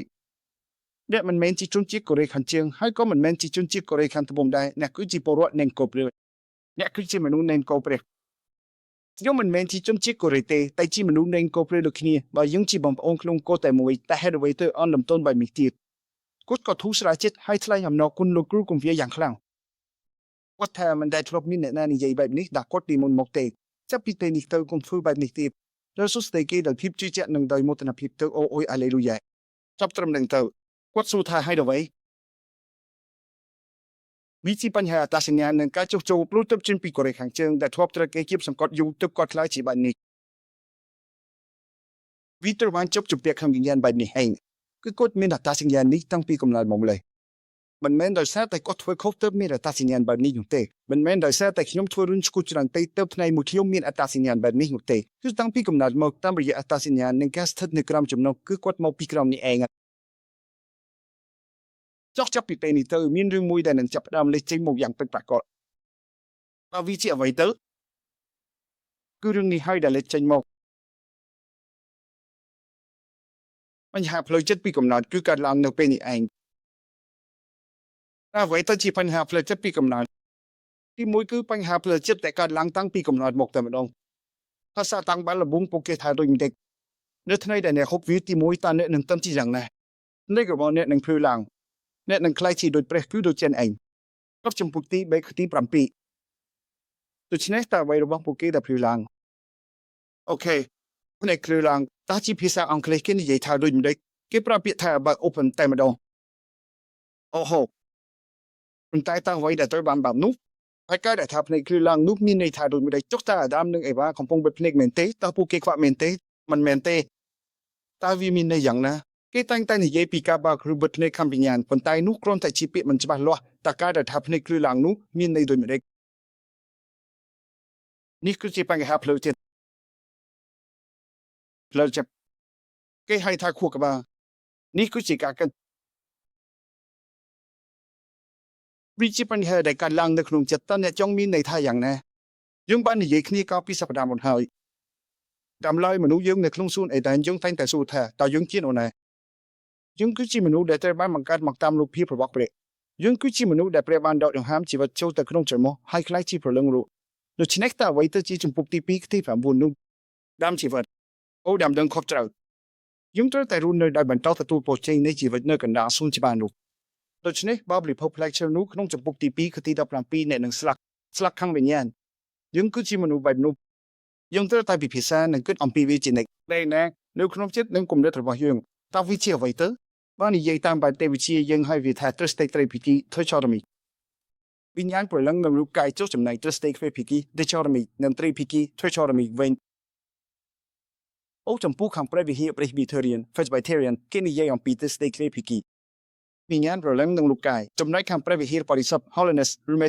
Methodist វិញគេនិយាយអំពីទស្សនៈត្រីភិគីគឺមានទាំង3វិញ្ញាណប្រលឹងនិងរូបកាយមានវិញ្ញាណមានចិត្តវិញ្ញាណហើយមានរូបកាយមិនមែនទេពីនេះគឺជារឿងតែមួយគឺរូបកាយទោះជាយ៉ាងណាក៏ដោយព្រះគម្ពីរបានចែងអំពីទាំងអស់នេះបាននិយាយតាមភាសាដើមទោះបីជាគេនិយាយថាមាន3ផ្នែកឬ2ផ្នែកក៏មិនខុសដែរសូមឲ្យវិញ្ញាណប្រលឹងនិងរូបកាយរបស់អ្នកទាំងអស់គ្នាបានរក្សាទុកដោយឥតស្រមុំនៅក្នុងព្រះគម្ពីរថៃសាឡូនីទី1ចំពុកទី5មានចែងអំពីបញ្ហានេះនៅពេលដែលព្រះយេស៊ូវយាងមកវិញអ្នកជាទីស្រឡាញ់ឲ្យវិញ្ញាណនិងប្រលឹងរបស់ខ្ញុំត្រូវបានគេប្រើប្រាស់រួមគ្នានៅពេលនេះមែនទេវាមិនសំខាន់ទេវាមិនមែនជាបញ្ហាអ្វីឡើយហើយតើវាមានន័យដូចម្តេចដែរថាព្រះបន្ទូលរបស់ព្រះមានជីវិតហើយមានប្រសិទ្ធភាពនោះប្រលឹងនិងវិញ្ញាណព្រមទាំងសន្លាក់និងខួរឆ្អឹងវាមានភាពជាលក្ខទាំង3ខ្ញុំយល់ថាការបែងចែកទាំង3នេះកាន់តែមានភាពជាលក្ខជាងខ្ញុំយល់ថានេះខ្ញុំត្រូវជាងទោះបីជាគេនិយាយរួមថាវិញ្ញាណនិងប្រលឹងក៏ដោយនៅក្នុងផ្នែកទស្សនៈគេហៅរឿងនេះម្យ៉ាងទៀតថាជាអត្ថភាពដែលមានបុគ្គលិកលក្ខណៈម្យ៉ាងទៀតគឺទ្រង់បានប្រទានឆន្ទៈសេរីដល់យើងមនុស្សមិនមែនជាមនុស្សយន្តឡើយនៅពេលដែលព្រះបានធំវិញ្ញាណចូលទៅក្នុងជំរំរបស់មនុស្សតែពេលនោះមានអ្វីកាត់ឡើងរលឹងបានកាត់ឡើងហើយនៅពេលដែលវាបញ្ចូលគ្នាឆន្ទៈសេរីក៏កាត់ឡើងដូច្នេះហើយនៅក្នុងផ្នែកទស្សនៈយើងនិយាយថាមនុស្សត្រូវបានបង្កើតឡើងជាអត្តភាពដែលឯកគិតនិងធ្វើសកម្មភាពបានយ៉ាងណាក៏ដោយអ្វីដែលច្បាស់លាស់នោះគឺនៅពេលដែលវិញ្ញាណនិងប្រលឹងបែកចេញពីគ្នានោះគឺជាការស្លាប់នៃរូបកាយឥឡូវនេះបញ្ហាបានកើតឡើងនៅក្នុងផ្នែកនេះឯងនៅក្នុងចិត្តនិងគំនិតនេះគួរតែនឹកឃើញដល់ព្រះបន្ទូលជានិច្ចប៉ុន្តែយើងបែរជាមិននឹកឃើញដល់សេចក្តីសញ្ញានិងព្រះបន្ទូលរបស់ព្រះទៅវិញនេះគឺជាបញ្ហាផ្លូវចិត្តពីកម្លាំងព្រះស្ដាប់ព្រះបន្ទូលហើយអ្នកមិននឹកឃើញដល់វាទេមែនទេអ្នកខ្លះថាខ្ញុំចាស់ហើយតែការពិតមិនមែនបែបនោះទ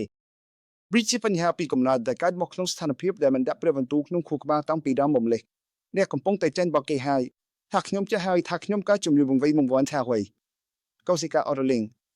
មិនមែនទេមិនមែនយូរនឹងទេរាងកាយរបស់យើងទោះបីជាពេលនេះក៏ដោយក៏នៅមានចំនួនកោសិកាដ៏ច្រើនមហាសាលដែរអ្នកទាំងអស់គ្នាធ្លាប់ដូចកើតទេឯនឹងណាទោះបីជាលោករាល់ថ្ងៃក៏វានៅតែចេញមកដែរ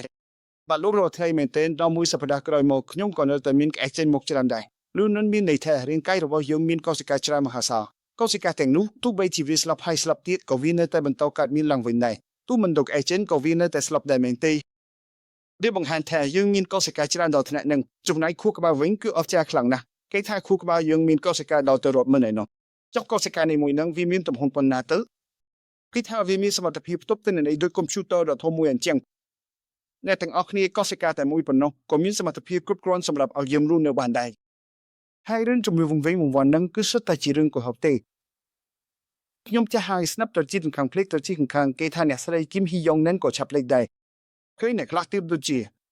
អូអ្នកណាគេលោកលីកខ្ញុំសំណាក់ឆាប់ភ្លេចនេះទ្រិកនោះមុនស៊ឺក៏ឆាប់ភ្លេចដែរចឹងនឹងហាត់សក់ខ្ញុំវិញធ្វើមិនបានសំបីតែបន្តិចមិនមែនទេមិនមែនដោយសារមិនបានកត់ទុកបានជាភ្លេចនោះទេមិនមែនដោយសារមិនបានតំទែងបានជាវាមិននៅជាប់នោះទេចុះវាជាអ្វីទៅវាជាបញ្ហាផ្លូវចិត្តពីកំណើតដោយសារតែវិញ្ញាណបានស្លាប់តាំងពីកំណត់មកម្លេះទើបព្រះបន្ទូលរបស់ព្រះមិនអាចចូលទៅក្នុងចិត្តគំនិតបានតែអ្នកយល់ពីចំណុចនេះទេមិនមែនដោយសារតែអ្នកបានរឿងផ្សេងច្រើនតាំងពីក្មេងទើបធ្វើឲ្យអ្នកមិនអាចស្ដាប់ព្រះបន្ទូលបាននោះទេ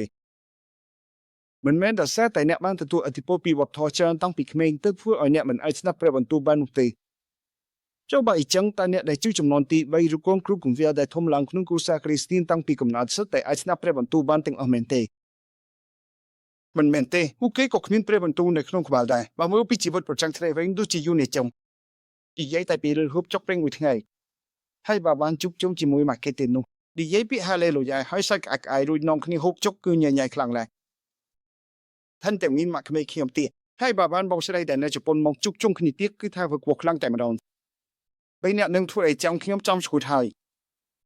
យឥឡូវនេះខ្ញុំនៅតែមានអាការៈហឹងត្រចៀកនៅតែមានត្រចៀកខ្ញុំមិនសូវវិញដឹងទេថាហេតុអ្វីបានជាវាមាននៅផ្ទះនឹងគឺថាអាការៈហឹងត្រចៀកនឹងវាខ្លាំងពេកដឹងហើយមនុស្សម្នាក់គេចាញ់បោះគេនឹងមិនមែនទេមនុស្សយើងកើតមកគឺមានធម្មជាតិមិនអាចទទួលយកព្រះបន្ទូលបានទេសាច់ស្ដាប់ព្រះបន្ទូលនៅទីនេះបន្តទៀតមើល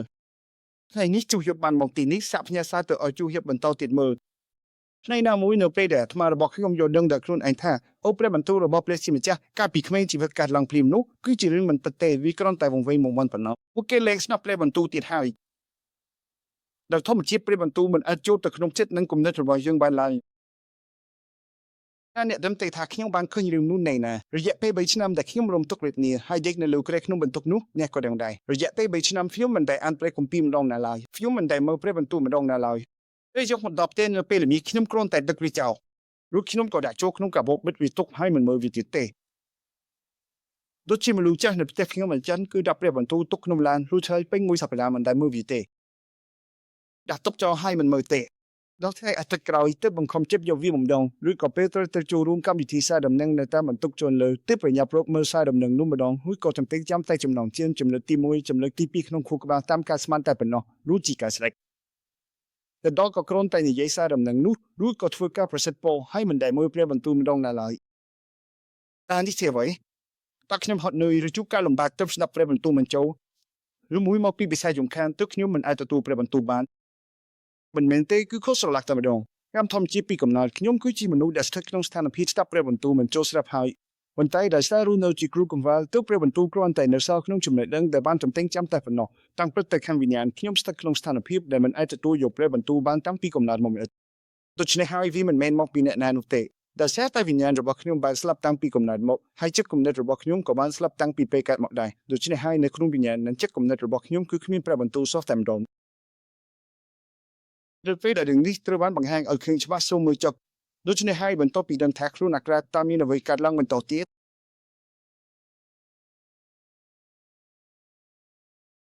គេដឹងថាខ្លួនឯងអាក្រាតតែការអាក្រាតជាបញ្ហាទេមិនមែនទេទៅមូទឹកនៅកន្លែងមូទឹកសាធារណៈហើយដកខោអាវតើវាជាបញ្ហាទេតែលេងឆ្នេរសមុទ្រដូចជាឆ្នេរជាលផូឬមកលផូនេះហើយដល់សាររដូវក្តៅក្តៅពេកក៏ស្លៀកឈុតប៊ីគីនីបុរសម្នាក់ស្លៀកខោហែទឹកខ្លីតើវាជាបញ្ហាទេមិនមែនទេវាជារឿងធម្មតាទេហើយការដែលអាដាមនិងអេវ៉ាអាក្រាតកាយជាបញ្ហាទេមិនមែនទេប៉ុន្តែព្រាមនៅពេលដែលភ្នែករបស់ពួកគេភ្លឺឡើងបញ្ហាផ្លូវចិត្តពីកំណត់ក៏ប៉ែតមានឡើងហើយខណៈពេលដែលពួកគេមិនស្ដាប់តាមព្រះបន្ទូលតើអ្វីជាដំបូងដែលពួកគេធ្វើគឺពួកគេចាប់ផ្ដើមមើលឃើញរូបកាយអូពួកគេចាប់ផ្ដើមមើលឃើញបញ្ហារូបកាយដែលមិនមែនជាបញ្ហាអ្វីសោះទាំងដែលរឿងពិតជាសំខាន់វិញគឺជាស្ថានភាពដែលមិនអាចមើលឃើញបញ្ហាខាងវិញ្ញាណនិងបញ្ហាស្គាល់អ្វីទាំងអស់បញ្ហាផ្លូវចិត្តពីកំណត់ទី2បញ្ហាផ្លូវចិត្តពីកំណត់ទី1គឺស្ថានភាពដែលភ្នែកបានចំហប៉ុន្តែព្រះបន្ទូលមិនអាចចូលទៅក្នុងចិត្តគំនិតបានតតែសោះទី2គឺការមើលឃើញរូបកាយដែលមិនមែនជាបញ្ហាអ្វីសោះថាជាបញ្ហាមានតែរូបកាយរហូតដល់រូបកាយតើអ្វីជាបញ្ហាតើអ្វីជាបញ្ហាតើនេះជាបញ្ហាតើនោះជាបញ្ហារឿងនេះហើយដែលកាត់ឡើងពួកគេកើតមកក្នុងស្ថានភាពបែបនេះឯង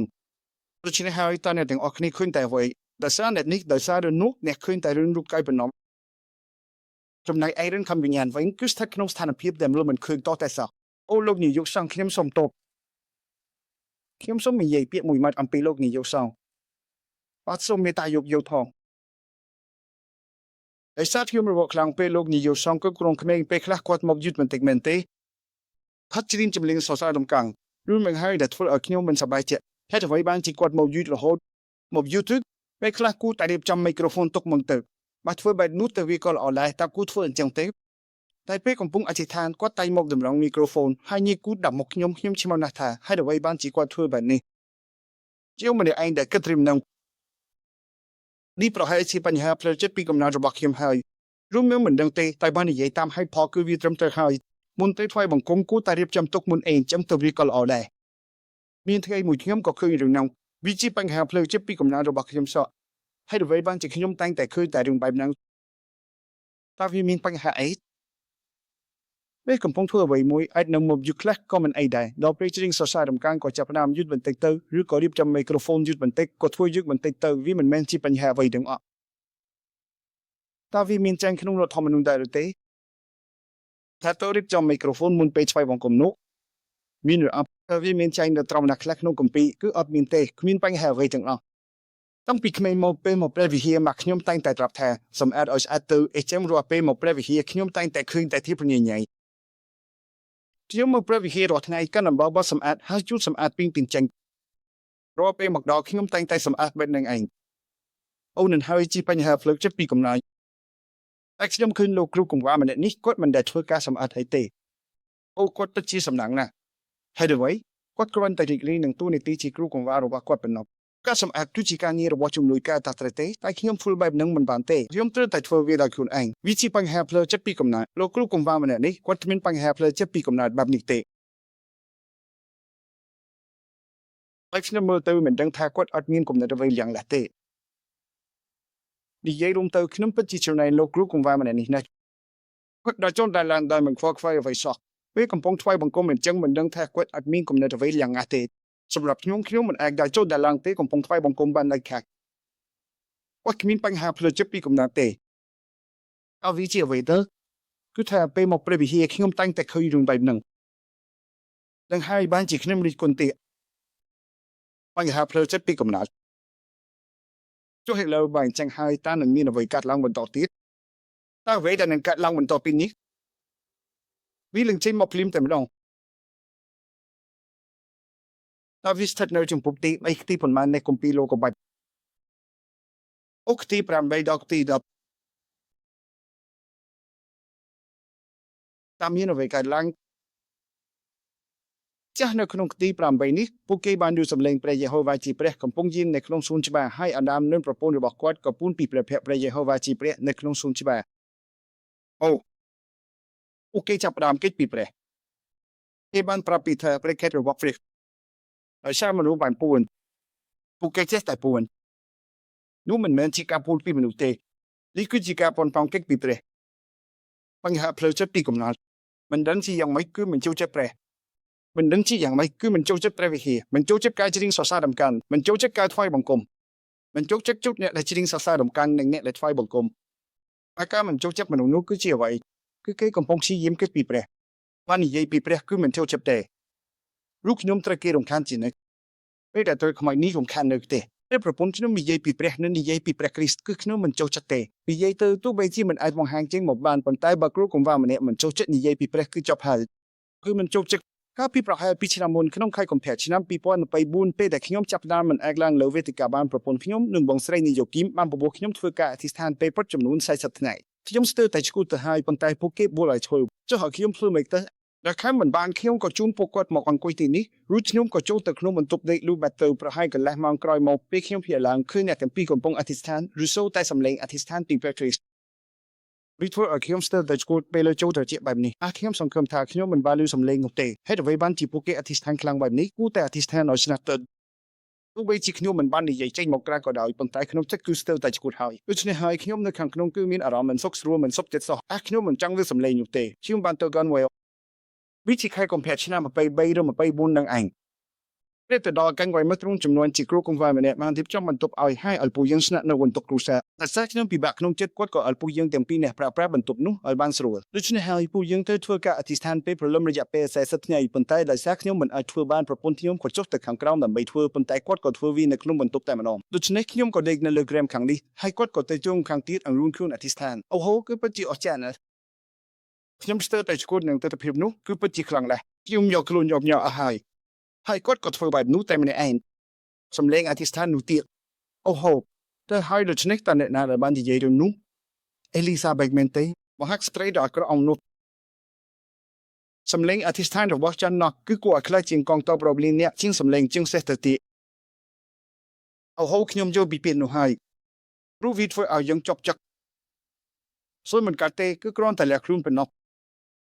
គិតមកតែលះខ្លួនហើយធ្វើអីដល់ប្រហែលធ្វើអ្វីគឺដោយសារតែភាពភ័យខ្លាចគ្មាននរណាម្នាក់និយាយអ្វីឡើយភាពភ័យខ្លាចវាកើតឡើងដោយខ្លួនឯងអូហូដូច្នេះហើយបានជាមានអ្នកសម្បងក្នុងផ្ទះកើតឡើងគឺគ្រាន់តែដោយសារតែភាពភ័យខ្លាចទៅពួកគេមិនអាចចេញពីផ្ទះបានគ្មានអ្នកណាថាអ្វីទេគ្រាន់តែចេញមកគឺបានហើយគ្មានបងប្អូនក្នុងក្រុមជំនុំយើងនិយាយអ្វីសោះមែនទេលោកអៃប៊លតាជានរណាគ្មាននរណាម្នាក់បាននិយាយអ្វីឡើយមានអ្នកខ្លះថែមទាំងនិយាយបែបនេះទៀតផងលោកគ្រូកង្វះទូ10ឆ្នាំក៏ដោយបើលោកគ្រូធ្លាក់ខ្លួនដួលតែមានបញ្ហាអ្វីគ្រាន់តែក្រោកឈរឡើងវិញទៅខ្ញុំភ្ញាក់ផ្អើលខ្លាំងពេលលើពាក្យនេះអូតើមានមនុស្សបែបនេះដែរឬពិតជាមានតម្លៃណាស់តើលោកគ្រូកង្វះចូលវងស៊ូបាននិយាយអ្វីខ្លះពិតជាអស្ចារ្យណាស់ក្រុមជំនុំរបស់អ្នកទោះបីជាមិនបានឡើងលើវេទិកាក៏ដោយហេតុអ្វីបានជាពួកគេនៅតែបន្តណាទៅមុខយ៉ាងនេះពិតជាអស្ចារ្យខ្លាំងណាស់ប៉ុន្តែខ្ញុំមានអារម្មណ៍ភ័យខ្លាចខ្ញុំក៏មានអារម្មណ៍ចំណាយនឹងអ្នករាល់គ្នានឹងក្រុមជំនុំដែរហេតុអ្វីរូថារូវាបណ្ដាលឲ្យមានបញ្ហាផ្លូវចិត្តតាំងពីកំណើតតើអ្នកដឹងទេថាវាជាអ្វីតាំងពីពេលដែលយើងកើតមក ยังกัดหมกจีเขมงกับปริข้างวิญญาณอาหารสมัยเมื่อเขมงดูจีฟังกูมันนี่บางเขมงปังมัดตาหนึ่งตัวจีอย่างแรวิกัดหมกตาสถานพิบระบอกเขมงนี้หนึ่งตัวจีอย่างแรวิปัจจิกูอะไรเนี่ยบนตายยังวิ่งตั้งปีกัดหมกยังบางคลิชิงไอปีเปรและจิมจ้านั่นที่เปรรูปตาในจีวิตยังให้ยังบางกัดหมกจีเขมงกับเปรตั้งตีกำนังตั้งปีกำนัดหมกยังกรึบมีอารมณ์สวัสดิ์พิษตั้งปีกำนัดหมกยังมีอารมณ์เพลย์คลายอาหารที่ให้คือจีปังหาเพลย์เจ็บปวดประกอบสัตว์ในนี้มันรู้มันบ้านเมื่อคืนจำนวนนิเตให้พวกเกดีเจแต่ปีเรื่องจำนวนไพสลังสลาวเอ็กเซนชยมสนามปีปอนใบปีเตแต่เขียมดีเจปีแก่แต่เขียมตรวิญญาณกระทั่วบางครั้งปนนาประปุ่นเขียมกับเหียบเอาเขียมจำบันแต่งชนามแต่งใครแต่งว่าให้จะไว้รู้ลืมรู้เวดจอกขนมเจ็บชยมนี่เป็นสอบทุกจีการที่จับครั้งไปด้วยประปุ่นเขียมกดเหียบเอาก็ชมาแท้ไม่ก็ขยมจังบันที่บ้างเลยแต่ชนามแต่งเอาไว้กรุบยานเรื่องราวแต่บางการลังแต่งอ๋อนู้วิมันเมนกรอนแต่จีการจองจำเตแต่เวดจอกขนมเจ็บเขียมดูจีการมีที่มวยอันเจียมใครมีโทนาฉะนั้นปีปอนไปปีแล้วซาแต่ขี้มลงตุกวิทนี่อย่างครั้งขี้มตรอมแรงวันหายขี้มก็กระแทกเรื่องแต่เล็กขี้มชีบาเพลจะแทยโดยเฉพาะขี้มก็แต่คลินิกมันชั่วโมงยูโดกันแต่ในจอนตีปีในซาตุ่มเนิบสอสานไอ้บางทรายขี้มจีแม่บอกแล้วตัวหมกนุ๊กจอนตีปีมีคลินิกจัดซักกิมจงสินพระฮีฮาวิสระอับคลังโดยจีคลินิกจัดซักตัวกันจังว่ามันเคยเตะวิสระอับคลังเนี่ยมันเดินเตะอมวยในสอสานเนี่ยอมวยชั่วโมงกูดมันยิงเราจังรู้อากดมันนินนั้นจำเลยไปเขี้ยวมันแอดเตอร์บานเตแต่ไปสวายโรตามออนไลน์ก็ขึ้นกันไหลนุเล็กลางเขี้ยวลังแต่จนตีปีอักเยนุจักหลังนะให้มีมนุษย์ของกุยนาตีนุเต็นอักเนียแต่พวกแกอังกุยมันเนี่ยอังกุยแบบนี้อังกุยแบบนู้ฟื้นมุกสมูทไออันนับให้ขี้มสเตอร์แต่สกูตเตกระแทกเขี้ยวมกอังกุยลงจำยกน้ำขนมกำลังดุดพวกแกได้จกเนี่ยถวยไหมรุมจำมวยสันตุสระแต่แกให้แทกกิมจุงจิมโจมบหรือเจ้าเตอร์เครื่องลูกตาได้มีนไฟจมน้ำมันเนี่ยกวักร้อนแต่สู้น้องมาไว้บนตึกบรรทุนกวดมันบ้านสู้หรืออะไรไว้ที่รังเตสู้ท่าชิวตรองแน่ที่ยงก็ชลายแท้ขี้ยงกำปงตายลงตกเวทนี้ครั้งนะเกมันดูเตขี้ยงดีใจแบบกวดแบบนังรุดก็สู้จำแท้ตาขี้ยงถ้วยก้าไว้เอาขี้ยงมันเห็นแบบกวดแท้ขี้ยงจีกรูกงวาวเตกวดสู้ตีสู้ท่าถ้วยก้าไว้ขี้ยงก็ชลายแค่เอากรอนแต่ถ้วยก้ากรมหุ่นธรรมดาเตกวดสู้ตีสู้ท่าถ้วยก้าไว้สู้ท่าขี้ยงถ้วยก้าในฮันได้ power attachment เตเกี่ยวมันอัดดีใจบันเตมันเห็นปรับทาขนมที่ครูกงไวลอยแล้วแซมมันสกายจำเนื้อบักขยมแต่นุกดก็โยโปรมันต้องพิสูจน์ขยมไปดังรุ่นมากดก็ไอ้ขนมขยมมอบแต่ชนะขยมก็ยกวีมอขยมก็เล็กวีขยมสมันทางวีนึงประสาลังไอ้วีมันประสาลังสอกอยากหดนักก็กู้แต่ประสาลังคลาได้แต่วีมันประสาลังสอกในที่ปีขนมเล็ดไม่ที่ใบก็เลยเล็ดขนมมุ้ยสับปะดาฮาริไตมันทูเตกดไอ้ขนมบนโต๊ะขยมก็ตลบตัววิ่งแต่แต่เราติดก็สู้ทาขนมยังไม่ใช่ขนมก็ปรับแท้โอวีมันประสาลังซะคืออัดซอกแต่ไม่ได้ก็ทาจำปลูขนมเจ็ดสักอ้อยได้แต่ช่วยอัดเตลแล้วชนิดขนมบางอัลบิเตลให้เก๋ก็ยกวิตรหายมันเตรสักลายขนมมันเตลสาวลายแล้วชนิดขนมก็เตลสับปะดาตีใบไอ้ขนมเตลสับปะดาจงกรอยในแค่คอมเพลไปแต่ดาวกันแรงรงจำยกขนมขนมเคยมารู้มันเนียนตีนุกันปงแต่ช่วยหมกหมดสมูทให้นาตีนุเต็งอักเนียช่วยหมกสมูทเอาหมกหมดปูเก๋แต่นุคือดูจีหมกหมดขนมมันจังเจ้าบอกมีแท็กขยงยำทนำนี้ให้บ้านทูสระจบอมูลจับดำลางให้ปีสถานพิบรำเพิกลังเตอจีแท้แต่เจ็บอุปีสถานพิบแผลแต่เจ็บมันเตกเตอจีมีนารองรุนเพิกให้ดูปามินก็เป็นจิมโมตั้งใบวิจิตรคือเวียนจังเจ้าบ้ารำจับดำละอลังให้ไว้ฮัดดูจีประสาลังแต่การนี้สได้หนึ่งมีรูปพรีโปรจิมุนเตเป็นนุกขยงมีนไตกุมนัดแท้เตอแต่อธิบายไตปนกกาอธิบายหนึ่งเตอจีลอลบ่อันจังถ้าเปรวิญญาณบริสุทธิ์หนึ่งยืมมกสันทัดเลือกขยมรึกอากิดการระบบเปรวิญญาณบริสุทธิ์หนึ่งการลางรึกวิมันแม่นอันจังเตเด็กหน้าก็มือดังได้ท่านี่วิปัสสาลังได้แทรกนำให้มันแม่นมีในท่าเอาแต่ดูปามินหลังกูคือเปรวิญญาณบริสุทธิ์กำปงเฟการอุเตวิมันแม่นอันจังเตเจ้าปักยมลิดลำนี้ตาวิมินประโยชน์อยู่อบขยมมันแม่นหมกตีนี้แต่ใบดาสไลปัญหาเพลจเตคือขยมมาปลุกขยมกำปงจุกการลำบากคำวิญญาณให้จังอธิบายเอาบ้านละอตาวิไอจุยบ้านอยู่อักมันบางเตอันจังมันไปเล็กกว่าบ้านวิมันบ้านหมกเตไอขยมเลือกไปปีบากครั้งแรกกันต่อมาวิมันบ้านแกรู้ใช่ในใครกำเพียชนะปีปอนไปบุญไปได้ขยมโดนลมเต็มสรองสถานพิพิธภัณฑ์ทั้งหมดครั้งนะเราหดดาวประพนขยมกอดยมในขนมบรรทุกขยมกอดนี่จีมวยกอดให้ยิ่งใหญ่แท้แต่ยังเตยทุ่มไม่ตันขยมมันอาจจุยเอาไว้โอนบานเตโอนยมจังไอกอดก็เฉลยแท้ขยมมันอาจจุยเอาไว้บานซอกขยมให้กอดก่อนยิ่งใหญ่แค่อะไรวิครั้งนักกอดจงเอาขยมตัวมันตีเป็ดจัดซะมวยกันไลน์กอดไทยเอาชียิมทั่วเอาเพลย์จัดมีสารพิบเซนจำเก็ตเรื่องเสียงตีขยมไทยเอาตีมันบานเตรู้ขยมทลบแต่หาย តែគាត់នៅតែទូចង់ឲ្យសាក់លបងខ្ញុំថាអត់ទេគាត់យំឲ្យសំថាតែម្ដងទៅខ្ញុំក៏យកព្រមដោយសារខ្ញុំធ្លាប់តែនៅសុសានស៊ីវសិនហើយដឹងពីទីនោះច្បាស់ដូច្នេះគេច្រើនតែតាមជីនដេងចិនវិញដែលតាមជីនមាន clinic មួយឈ្មោះថា clinic សប្បាយរីករាយខ្ញុំក៏បានទៅទីនោះតែដល់ទីនោះទីបំផុតក៏រកវិធីនេះវិធីនោះរហូតបានថ្នាំមកមិនបានផលសំបីតែបន្ទះបន្ទាប់មកនៅខែមិថុនាឆ្នាំ2025កាលពីឆ្នាំមុនខ្ញុំចូលរងទុក្ខវេទនាយ៉ាងខ្លាំងម្ដងទៀតដូច្នេះខ្ញុំក៏គិតថាទោះបីជាបញ្ហាខាងវិញ្ញាណមិនអាចត្រឡប់មកដូចយ៉ាងវិញក៏ដោយក៏សូមឲ្យតែអមុំប្រសើរឡើងខ្លះដែរព្រោះជំនឿបាក់ទឹកចិត្តវាធ្ងន់ធ្ងរពេកតែសារវាមិនព្រមវិលត្រឡប់មកដូចដើមសោះធ្វើឲ្យខ្ញុំស្ទើរតែស្គូតទៅហើយខ្ញុំចាំឲ្យមានអារម្មណ៍រំភើបខ្លះក៏ល្អដែរដូច្នេះទេខ្ញុំទៅដល់គាត់ក៏និយាយថាអូអ្នកមកវិញហើយឬបានខានជួបគ្នាយូរហើយមួយឆ្នាំហើយតានិយាយរួចគាត់ក៏ឲ្យឆ្នាំមកដែលគាត់ថាឆ្នាំនោះល្អគាត់ជាមនុស្សចិត្តល្អហើយពិក្សាយោបល់បានល្អគាត់ក៏ឲ្យឆ្នាំមកខ្ញុំមួយគ្រាប់សម្រាប់ញ៉ាំមួយសប្តាហ៍ឬ10ថ្ងៃគាត់ប្រាប់ថាបើញ៉ាំមួយគ្រាប់ហើយមិនធូរស្រាលទេអាចញ៉ាំមួយគ្រាប់ទៀតបានហើយបើនៅតែមិនធូរទៀតអាចញ៉ាំដល់3គ្រាប់ក៏បានដែរវាមិនប្រសើរឡើងសោះខ្ញុំញ៉ាំដល់3គ្រាប់ហើយក៏នៅតែដដែលមិនឃើញធូរស្រាលបន្តិចសោះពេលនោះតាក់ខ្ញុំគិតអ្វីហេអាការៈវាមិនធូរស្រាលសោះហើយវាក៏អញ្ចឹងទៅគេថាបើប្រាគ្រឿងញៀនទៅនឹងធូរស្រាលធ្វើឲ្យខួរក្បាលវាពេលខ្ញុំទៅឡាខ្ញុំបានស្នាក់នៅបន្ទប់ជាមួយអ្នកញៀនថ្នាក់ម្នាក់ជាអ្នកលេងគាត់ម្នាក់នោះប្រើគ្រឿងញៀនគាត់មានអាការៈដែលថ្នាំហើយរងទុក្ខវេទនាខ្លាំងហើយគាត់ក៏នៅតែជាអ្នកប្រើគ្រឿងញៀនរហូតមកដល់សប្តាហ៍គាត់ញ៉ាំដាក់ខ្ញុំហើយនិយាយថាបើលោកគ្រូកុំបាល់បើចង់បំបត្តិការញៀនត្រូវតែសាប្រើគ្រឿងញៀនម្ដងទៅគាត់និយាយបែបហ្នឹងឲ្យខ្ញុំជួមួយដតេអីអញ្ចឹងទៅអូយខ្ញុំគ្រាន់តែឆ្លើយតបបែបហ្នឹងទៅប៉ុន្តែស្រាប់តែនឹកឃើញរឿងហ្នឹងឡើងមកគេថាបើប្រើគ្រឿងញៀនទៅវាធ្វើឲ្យអារម្មណ៍ហត់ឡើងខ្លាំងឡើងខ្ពស់តែម្ដងដូច្នេះហើយវាឈានទៅដល់កម្រិតហ្នឹងទាំងអត់ពេលនោះខ្ញុំបានដឹងហើយខ្ញុំបានឃើញច្បាស់ណាស់បើនិយាយពីផ្នែករាងកាយវិញជំងឺភ័យស្លន់ស្លោឬជំងឺ bipolar ទាំងនេះគឺជាបញ្ហាអរម៉ូនក្នុងរាងកាយរឿងនេះនឹងរៀបរាប់នៅពេលក្រោយតាមផ្លូវវិញ្ញាណខ្ញុំដូចជាក្មេងកំព្រាភាពភ័យខ្លាចនិងភាពមិនច្បាស់លាស់ដែលកើតចេញពីការឃ្លាតឆ្ងាយពីផ្លេចជាម្ចាស់គឺទោះបីលើថ្នាំផ្លូវចិត្តប៉ុណ្ណាក៏មិនបានកាត់ដែរខ្ញុំបានឃើញរឿងនេះច្បាស់ណាស់ដើម្បីឲ្យខ្ញុំមើលឃើញច្បាស់ព្រះជាម្ចាស់បានធ្វើឲ្យវាច្បាស់ថាទូលេខឆ្នាំក៏មិនបានកើតដែរពិតមែនហើយគេអាចនឹងនិយាយថាវាដោយសារតែខ្ញុំមិនបានទៅមន្ទីរពេទ្យសាកលវិទ្យាល័យថាវាដោយសារតែខ្ញុំមិនបានទៅមន្ទីរពេទ្យសាកលវិទ្យាល័យសេអ៊ូប៉ុន្តែតាមអ្វីដែលខ្ញុំបានឃើញគឺមិនមែនទេបញ្ហាផ្លូវចិត្តពីកំណើតគឺកើតមកជាមួយស្ថានភាពបែបនេះតែម្ដងចាស់អញ្ចឹងចាប់ពីពេលនេះទៅផ្នែកណៃណែសគឺខ្លីទេអញ្ចឹងទីបំផុតចាប់ពីពេលនេះទៅអូននៅមានមួយទៀតទីបំផុតចាប់ពីពេលនេះទៅតើអាដាមនិងអេវ៉ាជាអ្វីទៅដូច្នេះហើយបានជាព្រះជាម្ចាស់សួរថាតើអ្នកណាប្រាប់អញថាអញអាក្រាបើពិនិត្យមើលបរិបទច្បាស់មនុស្សម្នាតែងតែបកស្រាយថាអូសាតាំងជាអ្នកប្រាប់ប៉ុន្តែមិនមែនទេមិនមែនចង់សួរពីរឿងនឹងទេពិតមែនហើយដោយសារសាតាំងធ្វើបែបនោះទើបពួកគេដឹងថាខ្លួនអាក្រាដូច្នេះបើតាមការសន្និដ្ឋានគឺទើបហើយដែលថាជាសាតាំងជាអ្នកធ្វើ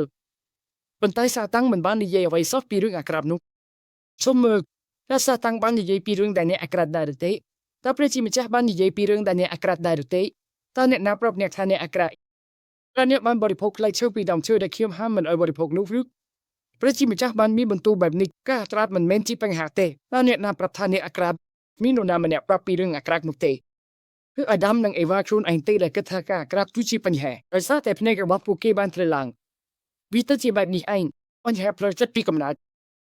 ហើយក្នុងពេលជាមួយគ្នានោះពួកគេក៏បានបាត់បង់អ្វីមួយអូនចាប់ពីពេលនេះទៅតើអ្នកណាប្រាប់អ្នកថាអ្នកអាក្រាតបន្ទាប់មកក៏គ្មាននរណាម្នាក់ប្រាប់ពួកគេដែរគឺពួកគេប្រាប់ខ្លួនឯងទេពួកគេកំពុងរំលែក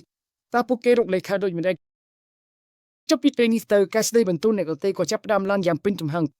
តើអ្នកណាប្រាប់អ្នកថាអ្នកអាក្រាតគ្មានអ្នកណាប្រាប់ទេតើពួកគេគិតថាការអាក្រាតខ្លួនឯងគឺជាបញ្ហាដូច្នេះហើយបានជាព្រះអង្គចាក់ចំចំណុចសំខាន់ខាងវិញ្ញាណ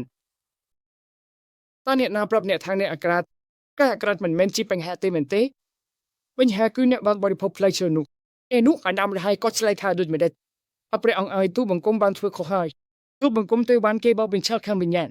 ប្រសិនបើគាត់គ្រាន់តែទទួលស្គាល់ថាទូបង្គំបានមិនស្ដាប់បង្គាប់និងមិនជឿលើព្រះបន្ទូលរបស់ព្រះអង្គខាងវិញ្ញាណនោះព្រះអង្គប្រហែលជាបានប្រទានព្រះគុណដ៏ធំធេងជាងនេះដល់គាត់ក៏ថាបានប៉ុន្តែតើគាត់និយាយខាងលុយម្ដេចការបន្ទោអ្នកណាបន្ទោមនុស្ស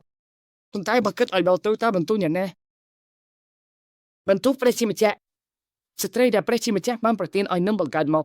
នេះជាអ្វីទៅនេះហើយជាអ្វីដែលយើងហៅថាជាការឈឺចាប់ដែលកើតចេញពីចំណុចនេះការឈឺចាប់អ្វីទៅអូគឺបរិបទនៃសម័យកាលបរិបទនៃប្រទេសបរិបទនៃតំបន់និងបរិបទនៃគូសា បរិបទគូសារដែលយើងឲ្យរួមគ្នាថាជាបរិបទនៃការធំធាត់តាមរយៈការឈឺចាប់ទាំងនេះហើយដែលអាចបានចូលមកក្នុងជីវិតរបស់ខ្ញុំដូច្នេះតើប្រជាជនមានអ្វីតាក់ទងនឹងរឿងនេះខ្ញុំគឺជាជនរងគ្រោះដូច្នេះខ្ញុំគឺជាជនរងគ្រោះនៃសម័យកាលនេះអូខេមានចិត្តគំនិតជាជនរងគ្រោះមែនទេដោយសារឪពុកម្ដាយខ្ញុំមិនអាចអប់រំខ្ញុំបានមិនបានអប់រំខ្ញុំព្រោះខ្ញុំជួបសម័យកាលដ៏លំបាកឪពុកខ្ញុំតែងតែនិយាយរឿងគាត់ទៅវៀតណាមដោយសារខ្ញុំលំបាកទើបខ្ញុំទៅវៀតណាមមាននរណាម្នាក់បានសួរខ្ញុំអូបើអញ្ចឹងឪពុកអ្នកទៅវៀតណាមប្រហែលជាបានបាញ់កាំភ្លើងហើយឆ្លងកាត់សង្គ្រាមយ៉ាងខ្លាំងក្លាហើយបាទប្រកាសជាមានវត្តពិសោធន៍ដ៏អស្ចារ្យហើយ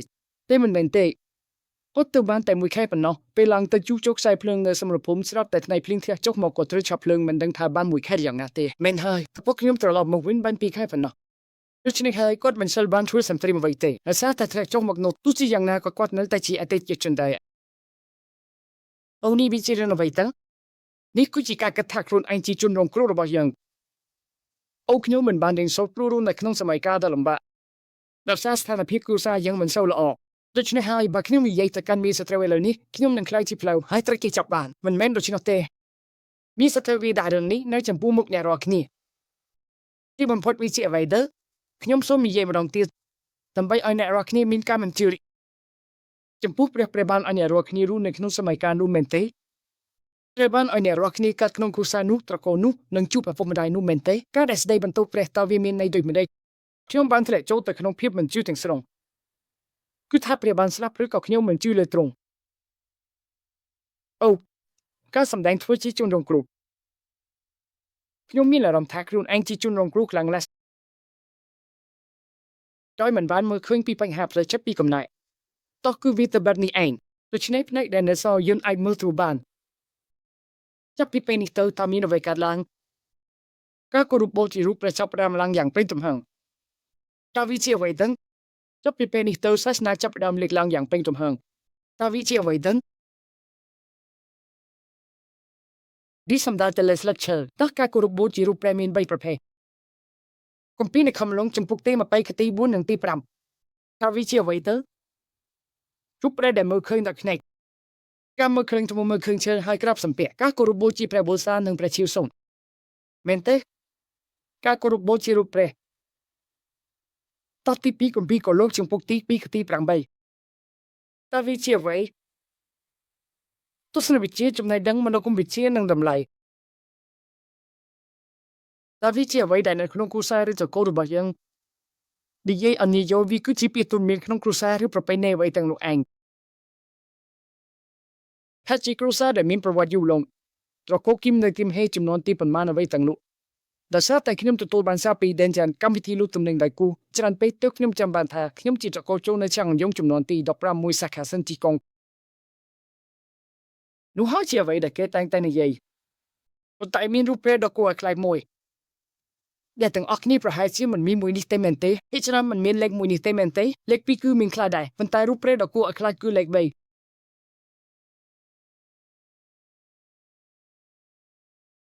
សេចក្តីលោភលន់គឺជាការគោរពបូជារូបព្រះចុះពាក្យនេះក្នុងភាសាអង់គ្លេសគេហៅថាអ្វី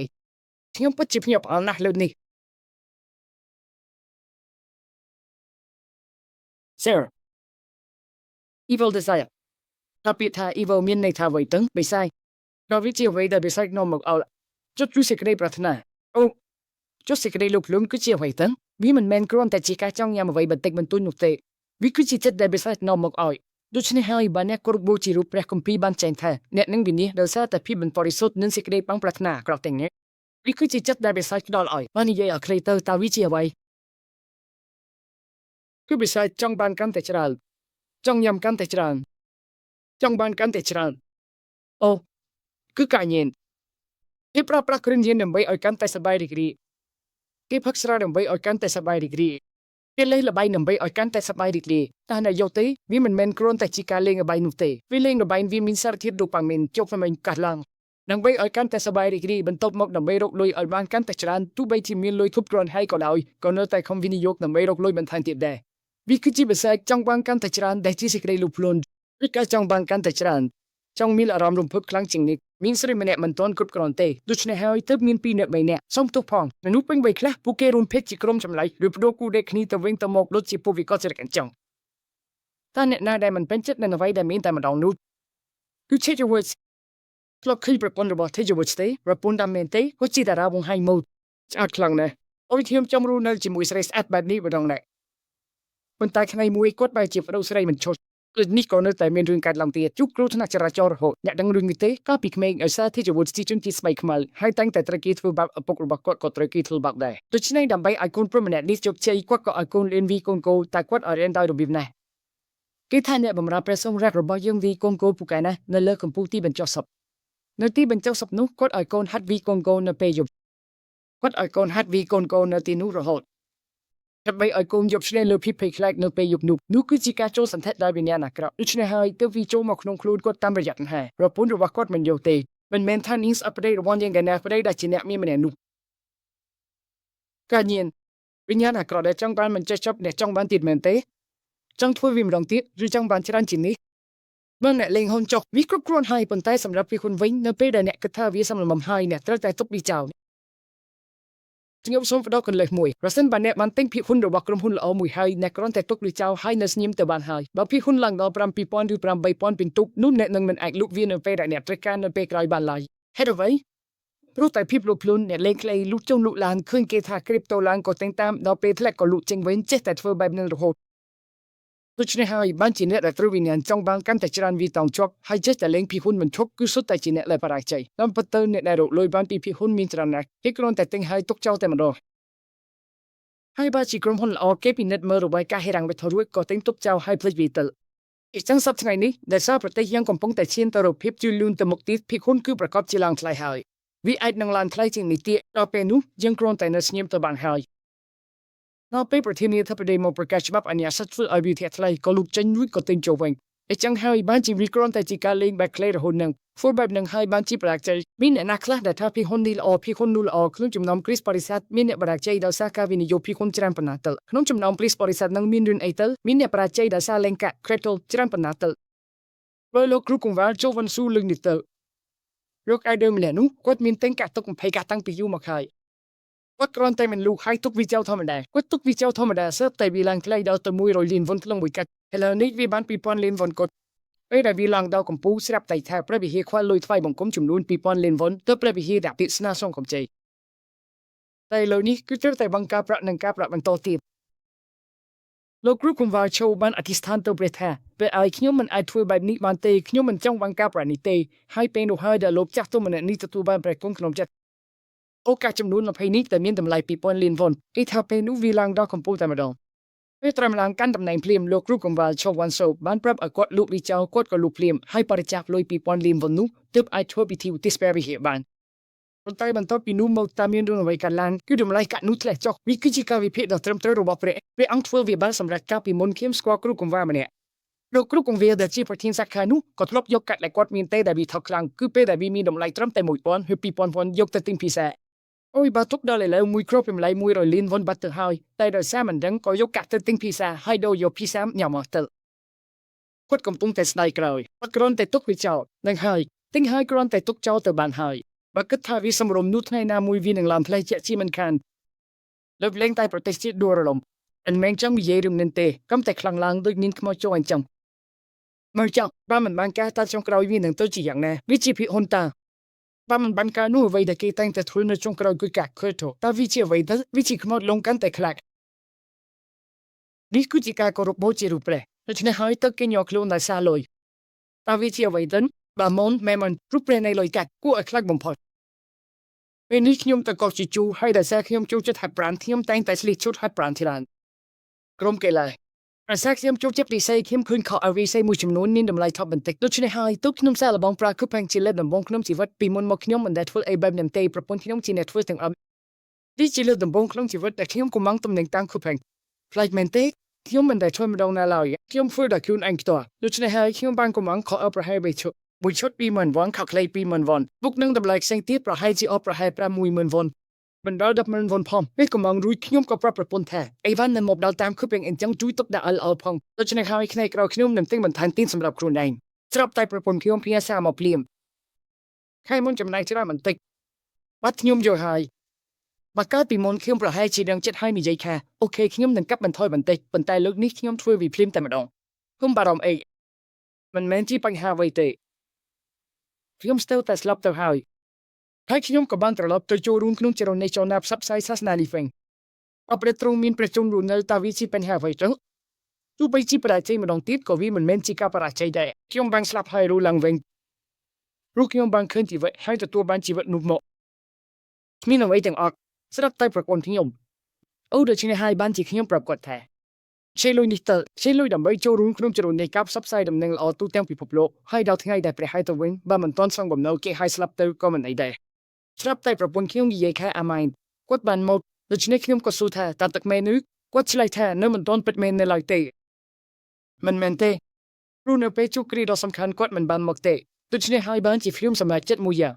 ឃើញអ្នកទាំងអស់គ្នាហើយសាច់ខ្លាំងណាស់គឺជារឿងពិតមែន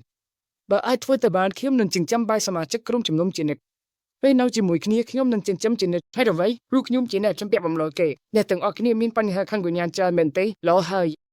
ដើម្បីជួយសង្គ្រោះបញ្ហាខាងវិញ្ញាណរបស់អស់លោកអ្នកព្រះបានប្រទានបញ្ហាខាងវិញ្ញាណដល់ខ្ញុំដើម្បីឲ្យខ្ញុំស្គាល់ព្រះគ្រីស្ទមូលហេតុដែលព្រះបានជួយសង្គ្រោះខ្ញុំមានតែមួយគត់ខ្ញុំជាពលដែលជំពាក់អំណោយទាំងពួកគ្រីស្ទពលរ៉ូមអ្នកមានប្រាជ្ញានិងអ្នកល្មមខ្លាំងខ្ញុំចង់ផ្សាយកំណឹងល្អដល់អ្នករាល់គ្នាតាមអ្វីដែលខ្ញុំអាចធ្វើបានពេលបានត្រាស់ឲ្យពលដើម្បីឲ្យគាត់ផ្សាយដំណឹងល្អដល់ពួកបរិសុទ្ធនៅទីក្រុងរ៉ូមដោយតែបានជម្រាបជូនក្នុងសម្បត្តិពេលបានត្រាស់ឲ្យខ្ញុំដើម្បីឲ្យខ្ញុំផ្សាយដំណឹងល្អដល់អ្នករាល់គ្នាមូលហេតុដែលព្រះបានជួយសង្គ្រោះខ្ញុំមានតែមួយគត់នៅពេលឃើញពួកបរិសុទ្ធដែលកំពុងរងទុក្ខលំបាកសូមកុំរិះគន់ពួកគេឡើយប៉ុន្តែត្រូវយល់ថាពួកគេត្រូវការដំណឹងល្អហើយចូលទៅផ្សាយដំណឹងល្អដល់ពួកគេមូលហេតុដែលខ្ញុំជួយសង្គ្រោះអ្នកមានតែមួយគត់អ្នកមិនមែនជាមនុស្សដែលមានហេតុផលឬមានតម្លៃអ្វីដែលត្រូវឲ្យខ្ញុំជួយសង្គ្រោះនោះទេប៉ុន្តែតើអ្នកដឹងទេថាហេតុអ្វីបានជាខ្ញុំជួយសង្គ្រោះអ្នកខ្ញុំបានហៅអ្នកមកគឺដើម្បីឲ្យអ្នកចែករំលែកដំណឹងល្អនេះដល់ពួកបរិសុទ្ធទាំងនោះប៉ុន្តែអ្នកបែរជាស្ដាយលុយទៅវិញអាការទិញអ្វីមួយឲ្យពួកបរិសុទ្ធវាជារឿងដែលគួរឲ្យស្ដាយដែរមិនមែនទេគឺខុសស្រឡះតែម្ដងចាប់ពីពេលនេះទៅសូមមកជួបខ្ញុំដោយគ្មានលក្ខខណ្ឌអ្វីទាំងអស់មកសុំឲ្យខ្ញុំទិញឲ្យខ្ញុំនឹងទិញឲ្យដោយគ្មានលក្ខខណ្ឌដោយចិត្តរីករាយតើអាមែនទេខ្ញុំនឹងទិញឲ្យពិតមែនចុះរឿងជំពាក់បំណុលគេវិញឬនឹងបាននិយាយតាមភាសាអ្នកជុងចុងដោគឺថាតើខ្ញុំទៅជំពាក់បំណុលគេដល់ទៅ1000 trillion ឯណែតើខ្ញុំទៅជំពាក់ដល់1 trillion ឯណែរឿងនឹងបើគ្រាន់តែសងការប្រាប់បណ្ដាឲ្យទៅស្ថានសួគ៌បណ្ដាគឺចាប់ហើយខ្ញុំបានឃើញហើយឃើញស្ថានសួគ៌អ្នកម្នាក់នៅទីនេះគឺជាព្រះវិហារពួកបរិសុទ្ធដែលបានសង្គ្រោះគឺជាព្រះវិហារគឺកំពុងតែបម្រើព្រះវិហារនឹងឯងហើយខ្ញុំកំពុងតែចិញ្ចឹមបាយអ្នករាល់គ្នាគឺកំពុងតែបម្រើព្រះវិហារដែលមានតម្លៃបំផុតដោយសារតែសាតាំងមិនអាចផ្ដួលរំលំព្រះគ្រីស្ទដែលជាក្បាលនៃព្រះវិហារបានដូច្នេះហើយទើបវាព្យាយាមផ្ដួលរំលំព្រះវិហារដែលជាព្រះកាយរបស់ព្រះគ្រីស្ទហើយផ្ដួលរំលំអ្នករាល់គ្នាឲ្យបានទាំងស្រុងលុយដូច្នេះហើយបានជាលោកប្រធាននាយកដ្ឋានបាននិយាយថាតទៅអាមេរិកជាមួយគ្នាសប្តាហ៍ក្រោយគឺថ្ងៃពុធនឹងឯងខ្ញុំត្រូវទៅអាមេរិកខ្ញុំសូមប្រកាសទុកជាមុនប៉ុន្តែទិដ្ឋាការរបស់ខ្ញុំឯកសារទាំងនោះគឺផឹកកំណត់អស់ហើយតែបើដាក់ពាក្យស្នើសុំឲ្យនឹងខាងក្រុមហ៊ុនទេសចរគេថាត្រូវចំណាយទៅ2អាទិត្យគេថាលោកគ្រូសប្តាហ៍ក្រោយថ្ងៃពុធគឺមិនអាចទៅរួចទេខ្ញុំយល់ហើយដូច្នេះខ្ញុំក៏សូមឲ្យគេជួយដាក់ពាក្យសារលបងមើលគេក៏ដាក់ឲ្យដែរតែគេថាអូទំនងជាមិនអាចទៅរួចទេខ្ញុំសួរអ្នកស្គាល់គ្នាគេប្រាប់ថាមានវិធីធ្វើតាមអនឡាញដែលនឹងជិនលទ្ធផលក្នុងរយៈពេល72ម៉ោងមែនហេខ្ញុំក៏សូមឲ្យគេជួយធ្វើតាមនឹងទៅស្រាប់តែវាចេញមកភ្លាមមែនធ្វើឲ្យខាងក្រុមហ៊ុនទេសចរនឹងភ្ញាក់ផ្អើលណាស់អូវាចេញមកភ្លាមតែម្ដងវាចេញមកភ្លាមមែននេះគឺជាសញ្ញាពីព្រះហើយខ្ញុំក៏សម្បត្តិឃើញថាថ្លៃឡើងច្រើនណាស់វាចុះថ្លៃជាងមុនច្រើន310ជាងកាន់មុខមានបង្ហាញពីការចាប់ផ្ដើមគេថាថ្លៃជាង400តែសម្បត្តិនេះត្រឹម310ទេអូខ្ញុំប្រាប់ប្រពន្ធខ្ញុំឲ្យខ្ញុំទៅធ្វើភ្លាមទៅឯនោះគាត់ថាដូចជាស្ទះស្ទើរតិចតួចធ្វើភ្លាមទៅបង់លំលូ 50k បង់លំលូប្រហែល5ឆ្នាំទៅក៏ភ្លាមទៅខ្ញុំបានកប់ភ្លាមតែម្ដងបងហងសម្រាប់ខ្ញុំតែថ្ងៃមកពេលនឹងប្រើលោកគ្រូកង្វល់គីមឲ្យធ្វើកិច្ចការធំខ្ញុំឆ្លើយថាទេមិនមែនទេមិនមែនពេលត្រូវនិយាយថាអាម៉ែនទេបាត់បងតាមពិតទៅខ្ញុំមានរឿងចង់និយាយរឿងអីបងខ្ញុំលែងមានចិត្តចង់ឲ្យគេប្រើប្រាស់ទៀតហើយចិត្តតែចង់ទៅធ្វើការបង្រៀននៅកន្លែងណាមួយហើយអ្វីដោយសារតែហេតុផលពីរយ៉ាងបងខ្ញុំបានស្លាប់ហើយរស់ឡើងវិញខ្ញុំជាមនុស្សម្នាក់ដែលបានឃើញនរកបងដឹងទេថាហេតុអ្វីបានជាខ្ញុំមិនអាចធ្វើអត្តឃាតបាន 50% ស្លាប់ទៅហើយតែគ្មាននរកគ្មានអ្វីទាំងអស់អាឡេលូយ៉ាស្លាប់ទៅគឺចប់ហើយប្រសិនបើខ្ញុំមានការជួយជាក់បែបនោះខ្ញុំប្រហែលជាស្លាប់មកទៅហើយប៉ុន្តែពេលស្លាប់ទៅបែរជាមាននរកទៅវិញ 50% អុយបែរអញ្ចឹងខ្ញុំទៅនៅហើយព្រោះខ្ញុំបានធ្វើអត្តឃាតព្រោះខ្ញុំបានគិតបែបនោះតាមបែបទេវវិទ្យា បើអញ្ចឹងការរស់នៅមួយថ្មីសប្តាហ៍នេះគឺជារកហើយប៉ុន្តែខ្ញុំត្រូវរំទឹកវេទនានេះជារៀងរហូតដូច្នេះហើយបានជាខ្ញុំមិនធ្វើអត្តភាពប៉ុន្តែចុះបើស្លាប់ទៅហើយគ្មានឋានសួគ៌រួនរកទៅវិញបើអញ្ចឹងគឺសម្បានហើយបើខ្ញុំមានការជឿជាក់ត្រឹមតែប៉ុណ្ណឹងខ្ញុំប្រហែលជាធ្វើអត្តភាពបាត់ទៅហើយអ្នកដឹងទេថាហេតុអ្វីបានជាព្រះទ្រង់ចាប់កាន់ខ្ញុំទប់ចុះបើមានរោគមែនតើអ្នកនឹងធ្វើដូចម្តេចអ្នកនឹងត្រូវតែរកជារៀងរហូតអ្នកនឹងត្រូវរងទុក្ខវេទនាដូចដែលអ្នកកំពុងជួបសពថ្ងៃនេះជារៀងរហូតរាល់ថ្ងៃនេះគឺជារោគទៅហើយខ្ញុំមិនអាចស្លាប់បានឡើយនោះហើយជាអ្វីដែលព្រះទ្រង់បានចាប់កាន់ខ្ញុំទោះពីត្រឹមនោះហើយដែលខ្ញុំទទួលបានជីវិតខ្ញុំបានឃើញគោព្រះដ៏អស្ចារ្យជានិច្ចខ្ញុំបានចូលទៅក្នុងផ្ទៃមេថ្មីនិងផែនដីថ្មីហើយនៅទីនោះក្បែរដើមជីវិតខ្ញុំបានបរិភោគផ្លែពីដើមជីវិតនោះរហូតទទួលបានជីវិតអស្ចារ្យជានិច្ចហើយខ្ញុំក៏ទទួលបានឋានៈដែលអាចលូនៅបានជារៀងរហូតដោយច្រៀងសរសើរដំណើរនៅមាត់ទន្លេនៃដើមជីវិតនោះរួមជាមួយព្រះយេស៊ូវគ្រីស្ទដែលជាកូនជិមគង់លើបល្ល័ង្កតើអ្នកទាំងអស់គ្នាអាមែនទេខ្ញុំបានទទួលជីវិតនោះហើយនៅថ្ងៃដែលខ្ញុំចាស់ចេញពីផែនដីនេះវានឹងលែងមានទៀតហើយជារៀងរហូតសេចក្តីស្លាប់យំនឹងទៅកាន់ឋានសួគ៌ដ៏អស្ចារ្យជានិច្ចនោះតើអ្នកអាមែនដែរឬទេខ្ញុំបានទទួលរឿងនេះហើយជីវិតដ៏អស្ចារ្យជានិច្ចអំណោយទានរបស់ព្រះគឺជីវិតដ៏អស្ចារ្យជានិច្ចខ្ញុំបានទទួលរឿងនេះហើយខ្ញុំបានក្លាយជាកូនរបស់ព្រះមុនពេលទទួលបានជីវិតដ៏អស្ចារ្យជានិច្ចខ្ញុំបានទទួលការជឿជាក់នេះតើត្រូវការអ្វីទៀតហើយទី2ខ្ញុំពិតជាអរគុណណាស់ដែលខ្ញុំអាចត្រឡប់មកដល់ក្នុងចរណីកិច្ចចោទផ្សាយដំណឹងល្អនេះវិញនៅក្បែរបងប្រុសរបស់ខ្ញុំមនុស្សដែលខ្ញុំខ្លាចបំផុតគឺโจវិនសូគឺโจអ៊ីនជូហេតុអ្វីពីព្រោះគាត់និយាយអំពីអរិយសាតាំងយ៉ាងចំហើយដោយសារតែខ្ញុំកំពុងចុះក្នុងអំណាចរបស់អរិយសាតាំងខ្ញុំស្អប់បំផុតពេលដែលគាត់និយាយអំពីអរិយសាតាំងយ៉ាងចំបែបនេះពីមុនខ្ញុំហៅគាត់ថាបងប្រុសតែចាប់ពីពេលនោះមកខ្ញុំលែងជួបគាត់ទៀតហើយបើទៅក៏ខ្ញុំលួយពួនឬនៅតែក្នុងឡានបើឃើញគាត់ពីចម្ងាយខ្ញុំក៏គេចេញខ្ញុំធ្លាប់តាមដានโจវិនសូហើយពេលសារសងអាទាខ្ញុំតែងតែគិតវិញមិនដែលចូលបន្ទុកនោះទេខ្ញុំមិនដែលស្ដាប់โจអ៊ីនជូនិយាយពីអរិយឡើយតែពេលនេះខ្ញុំទទួលបានព្រះគុណហើយទើបសប្តាហ៍មុនខ្ញុំសម្រេចចិត្តស្ដាប់គាត់និយាយចុកលុយកាក់វិញអ្នកទាំងអស់គ្នាគិតថាអាចទទួលបានវីជាមួយគ្នាដែរឬទេអ្នកបានឃើញជីវិតដែរឬទេអ្នកដឹងទេថាខ្ញុំពិតជាមានអំណរគុណខ្លាំងណាស់ដែលបានស្ថិតនៅក្នុងចរនេះអ្នកទាំងអស់គ្នាថាអាម៉ែនដែរឬទេ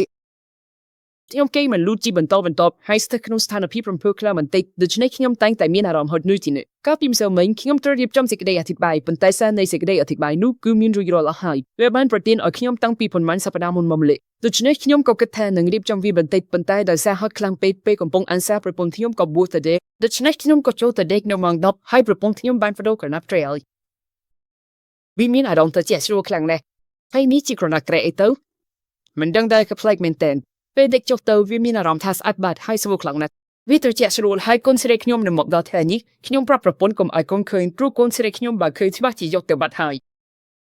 អត់តែរបស់ល្អគឺវាយកទៅអស់នៅវាត្រជាក់ស្រួលខ្លាំងណាស់ហើយធម្មតាបើខ្ញុំដេកបាន2ម៉ោងខ្ញុំនឹងភ្ញាក់2ម៉ោងពេលនោះខ្ញុំគិតថាទៅតែក្រោកមកដោះស្រាយរឿងនេះដល់ពេលព្រលឹមខ្ញុំភ្ញាក់ពីដេកពីរបីដងដែរប៉ុន្តែពេលបាត់ភ្នែកមកគឺម៉ោង6កន្លះហើយពេលក្រោកឡើងមករៀងត្រូវឈាមវិញអូមិនដែលឆ្លប់មានអារម្មណ៍ស្រស់ស្រាយបែបនេះសោះ